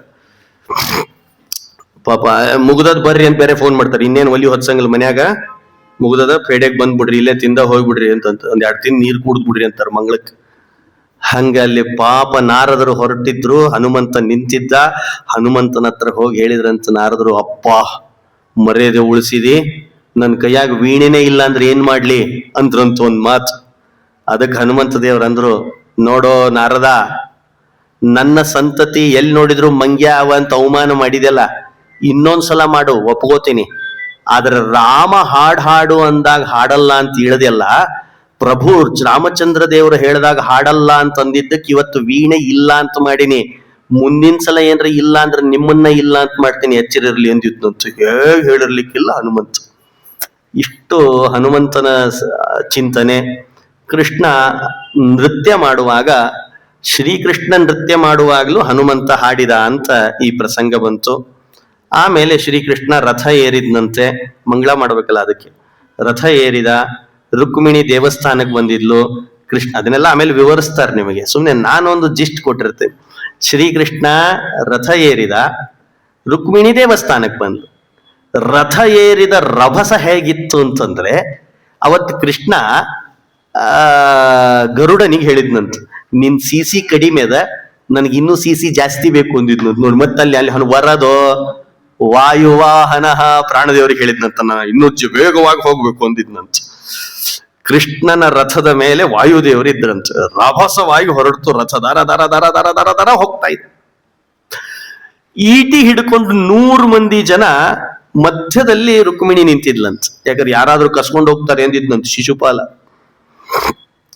ದೇವಸ್ಥಾನಕ್ಕೆ ಅಂತ ರುಕ್ಮಿಣಿ ಬಂದಿದ್ದಾಳೆ, ಈಟಿ ಹಿಡ್ಕೊಂಡು ಅವಳಿಕೆಯನ್ನು ಕಾಯ್ತಾ ನಿಂತಿದ್ದಾರಂತ. ಕೃಷ್ಣ ಬಂದ ರಥದ ವೇಗ ರುಕ್ಮಿಣಿನ ಎಳ್ಕೊಂಡು ಹೋದದ್ದೇ ಗೊತ್ತಾಗಿಲ್ಲಂತ. ಯಾರೋ ಒಬ್ಬನೆಚ್ಚರಿದ್ದ, ಯಾಕೋ ಬರವಲ್ಲಾಗ ಹೊರಗೆ ರುಕ್ಮಿಣಿ ಅಂತ. ಹುಡುಕಿ ಹುಡುಕಿ ನೋಡಿದ್ರೆ ಕೃಷ್ಣ ರುಕ್ಮಿಣಿನ ಕರ್ಕೊಂಡು ಹೋಗ್ಬಿಟ್ಟಿದ್ನಂತ. ಯಾರಿಗೆ ಹೋಗಿ ಹೇಳ್ಬೇಕು? ಶಿಶುಪಾಲನಿಗೆ ಹೇಳ್ಬೇಕಲ್ಲ. ಶಿಶುಪಾಲ ಬಾರೋ, ಹೊರಗೆ ಬಾರೋ ಅಂತ ಒದರುತ್ತಿದ್ದಾರೆ ಇವರೆಲ್ಲ. ಪುರೋಹಿತರು ಬೇರೆ 2 ಹಾರ ಹಿಡ್ಕೊಂಡು ನಿಂತಿದ್ರು. ಯಾಕೆ? ಹಸಿ ಮಣೆ ಹಾಕಿ ರೆಡಿ ಆಗಿದೆ, ಇನ್ನು ಬರ್ಬೇಕಷ್ಟೇ. ಏನ್ ಮಾಡ್ಲಿಕ್ಕತ್ತಿದ್ನಂದ್ರೆ ಒಳಗ್ ತಯಾರಾಗ್ಲಿಕ್ಕತ್ತಿದ್ನಂತ. ಅವರು ಮದ್ವಿ ಟೈಮ್ನಾಗ, ಮುಹೂರ್ತ ಟೈಮ್ನಾಗ ತಯಾರಾಗ್ತಿರ್ತಾರೆ ನೋಡ್ರಿ. ಯಾರು ರೆಡಿ ಆಗಿದ್ದು? ಇಬ್ರು. ಒಂದಲ್ಲಿ ಒಂದು ಪೂತನೇ ರೆಡಿ ಆಗಿದ್ಲು, ಇಲ್ಲಿ ಶಿಶುಪಾಲ ರೆಡಿ. ಹಾಗಾದ್ರೆ ಯಾರ್ಯಾರು ಮದ್ವಿ ಟೈಮ್ನಾಗ ರೆಡಿ ಆಗ್ತಾರ ಅವ್ರು ಯಾರು ಅಂತ ಅನ್ಬೇಕು ನಾವು? ಇಲ್ಲಿ ಹೇಳಂಗಿಲ್ಲ, ನೀವು ಅರ್ಥ ಮಾಡಿಕೊಡ್ರಿ, ನಾನೇನ್ ರೆಡಿ ಆಗಿಲ್ಲ. ಆ ಶಿಶುಪಾಲ ಒಳಗೆ ಕೂತ್ಕೊಂಡು ರೆಡಿ ಆಗ್ಲಿಕ್ಕೆ ತನ್ನ ಮುಹೂರ್ತ ಆಗಿದೆ ಬಾರೋ ಹೊರಗೆ ಅಂತಿದ್ದಾರೆ. ಅಲ್ಲೆಲ್ಲ ಏನ್ ಗೊತ್ತ ಸ್ಪೆಷಲ್ ಏನಂದ್ರೆ, ಅಲ್ಲಿ ಚೆಂಡು ಹೂನೇ ಜಾಸ್ತಿ. ಆ ಕಡೆ ನಿಮಗೆ ಹೋದ ತಕ್ಷಣ ಮಲ್ಲಿಗೆ, ಸುಗಂಧವಾದ ಒಳ್ಳೆ ಪರಿಮಳಯುಕ್ತವಾದ ಮಲ್ಲಿಗೆ ಸಿಗಲ್ಲ. ಮತ್ತೆ ಅತ್ಲಾಗ ಹೋದ್ರೆ ಅಲ್ಲಿ ಹೋಗಿ ಕೇಳಬೇಡ್ರಿ ನೀವು. ಅಲ್ಲಿ ಸಿಗೋದು ಯಾವ್ದಂದ್ರೆ, ಸ್ಪೆಷಲ್ ಆಗಿ ಸಿಗೋದು ಅಂದ್ರೆ ಮಾಲೆ ಅಂದ ತಕ್ಷಣ ಚೆಂಡು ಹೂ ಕೊಡ್ತಾರೆ ನೀವು. ಹಂಗ ಪುರೋಹಿತರು ಕೇಳಿದ್ನಂತ ಒಳಗ್ ಕೂತ್ಕೊಂಡು ಶಿಶುಪಾಲ, ಪುರೋಹಿತರೆ ಹಸಿ ಮಣೆ ಇಟ್ಟಿದ್ದೀರಾ? ಹಾ, ಎಲ್ಲಾ ರೆಡಿ ಆಗಿರೋ ಅಪ್ಪಣ್ಣ, ಹೊರಗೆ ಬಾ ಸಾಕು. ಮಾಲೆ ಎರಡೂ ಮಾಲೆ, ದೊಡ್ಡ ದೊಡ್ಡ ಮಾಲೆ ಮಾಡಿಸಿದೇವಿ, ಅದು ಚೆಂಡು ಹೂವಿಂದು, ಹೊರಗೆ ಬಾ ನೀ ಸಾಕು ಅಂತ ಕಾಯ್ತಿದ್ದೇವಿ ಅಂದಂತ. ರುಕ್ಮಿಣಿ ಅದನ್ನ ಹೇಳಬೇಕಾಗ್ಯದ ಬಾರೋ ಅಂದ್ರಂತ. ಇವ್ರೆಲ್ಲ ಸೇರ್ಕೊಂಡು ಹೊರಗು ಬಂದು ಕೂಡ್ಲೆ 2 ಮಾಲೆ ಕೊಟ್ರಂತ ಅವ್ನ ಕೈಯಲ್ಲಿ. ಯಾಕಂದ್ರೆ ಹುಡುಗನ ಕೈಯಾಗ ಫಸ್ಟ್ ಕೊಡೋದು 2 ಮಾಲೆ. ಹಾಕೋ ಅಂದ್ರಂತ. 2 ಚೆಂಡು ಹೂವಿನ ಮಾಲೆ ಹಾಕೊಂಡ. ತೆಗಿಲ 1 ಮಾಲೆ ಅಂದಂತ. ಯಾಕೆ? ರುಕ್ಮಿಣಿಗೆ ಹಾಕ್ಲಿ. ಬೈ 1 get 1 ಫ್ರೀ, ಇನ್ನೇನ್ ತೆಗಿಬೇಡ ನೀನು ಅಂದ್ರಂತ. ಯಾಕಂದ್ರೆ ನಮ್ ಕಡೆ ಬಲಿ ಕೊಡುವಾಗ ಚೆಂಡು ಹಾಕ್ತಾರ, 2 ನಿನಗೆ. ಎಲ್ಲಿದ್ದಾಳೆ ರುಕ್ಮಿಣಿ, ಏನಾಗಿದೆ ಅಂತ ಕೇಳ್ತಾನ ಅವಾಗ ಶಿಶುಪಾಲ. ಆವಾಗ ಪುರೋಹಿತರು, ಗಂಗಾ ಸಿಂಧು ಸರಸ್ವತಿ ಚ ಯಮುನಾ. ಏನಾಯ್ತಾ ರುಕ್ಮಿಣಿ? ನಾ ಹೇಳ್ತೀವಿ ಅಂದ್ರಂತೆ. ಗಂಗಾ ಸಿಂಧು ಸರಸ್ವತಿ ಚ ಯಮುನಾ ಗೋದಾವರಿ ನರ್ಮದಾ ಕೃಷ್ಣಾ ಭೀಮರತಿ ಚ ಫಲ್ಗು ಸರಯು ಶ್ರೀ ಗಂಡಕಿ ಗೋಮತಿ ಕಾವೇರಿ ಕಪಿಲಾ ಪ್ರಯಾಗ ವಿನತ ನೇತ್ರಾವತಿತ್ಯಾದಯೋ ನದ್ಯಶ್ರೀ ಹರಿಪಾದ ಪಂಕಜ ಭವಾಹ ಕುರುವಂತು ನೋ ಮಂಗಲಂ ಕುರ್ಯಾದ ಸದಾ ಮಂಗಲಂ ಸುಮುಹೂರ್ತೆ ಸಾವಧಾನ ಸುಲಗ್ನ ಸಾವಧಾನ ಶ್ರೀಲಕ್ಷ್ಮೀ ನಾರಾಯಣ ಧ್ಯಾನ ಸಾವಧಾನ. ಶ್ರೀಕೃಷ್ಣ ರುಕ್ಮಿಣಿಯನ್ನ ಕೈ ಹಿಡಿದು ಎಳದ್ನಲ್ಲ, ಅವಾಗ ವಿವಾಹ ಸಂಪನ್ನಗೊಳ್ತು. ಶ್ರೀಕೃಷ್ಣ ರುಕ್ಮಿಣಿಯರ ಕಲ್ಯಾಣ ಮಹೋತ್ಸವ ನಡೆಯಿತು. ಏನ್ ಹಾಗೆ ನಡೀತದೆ? ಕೈ ಹಿಡಿದು ಎಳೆಯೋದ್ರಿಂದ ಮದುವೆ ಆಗ ಹೋಗ್ತದ? ಹೌದು. ಯಾವಾಗ ಹೆಂಡತಿ ಕೈ ಹಿಡಿತಿ ಅವಾಗ ನಿನ್ ಮದುವೆಯಾಗ ಏನಂತ ಪಾಣಿಗ್ರಹಣ ಅಂತ ಕರೀತಾರ. ಲಾಸ್ಟ್ ಅದು ಮರ್ತಿರ್ತೀರಿ ನೀವು, ಬಾಳ್ ವರ್ಷ ಆಯ್ತಲ್ಲ, 80, 70, 60 ವರ್ಷ ಆಗಿರ್ತದೆ. ಮತ್ ಹಿಡಿಸೋ ತನಕನೂ ಮರಿತೀರಿ. ಯಾಕಂದ್ರೆ ಒಂದ್ಸಲ ಹಿಡಿದ ಒದ್ದಾಡಿರ್ತೀರಿ. ಕೃಷ್ಣ ಆಗಲ್ಲ, ಎಲ್ಲರೂ ಮರ್ದು ಬಿಟ್ಟಿರ್ತಾರೆ ಪಾಪ. ಮರೆಯೋದಲ್ಲ, ನೆನಪು ಮಾಡ್ಕೊಳ್ಳಲ್ಲ, ಹಿಂಗ್ ಹಿಡ್ದೇನಲ್ಲ ಅಂತ ಹಿಂಸೆ ಆಗ್ತಿರ್ತದೆ. ಅದಕ್ಕೆ ಆ ಕೃಷ್ಣ ಮಾತ್ರ ಯಾವಾಗ ರುಕ್ಮಿಣಿಯ ಕೈ ಹಿಡ್ದ, ಪುರೋಹಿತರಂದ್ರು ಪಾಣಿಗ್ರಹಣ. ಯಾವಾಗ ಪಾಣಿಗ್ರಹಣ ಆಗ್ತದೆ ಅವಾಗ ವಿವಾಹ ಸಂಪನ್ನಗೊಳ್ಳುತ್ತದೆ. ಶ್ರೀಕೃಷ್ಣ ರುಕ್ಮಿಣಿಯರ ಕಲ್ಯಾಣ ಮಹೋತ್ಸವ ಸಂಪನ್ನಗೊಳ್ತು. ಸರಿಯಾಗಿ 7 ಗಂಟೆ ಆತು ಅಂದ್ರಂತ ಆಚಾರ. ಆದ್ರಿಂದ ಇವತ್ತಿನ ಈ ಜ್ಞಾನ ಕಾರ್ಯವನ್ನ 9ನೇ ಸ್ಕಂದ, 10ನೇ ಸ್ಕಂದ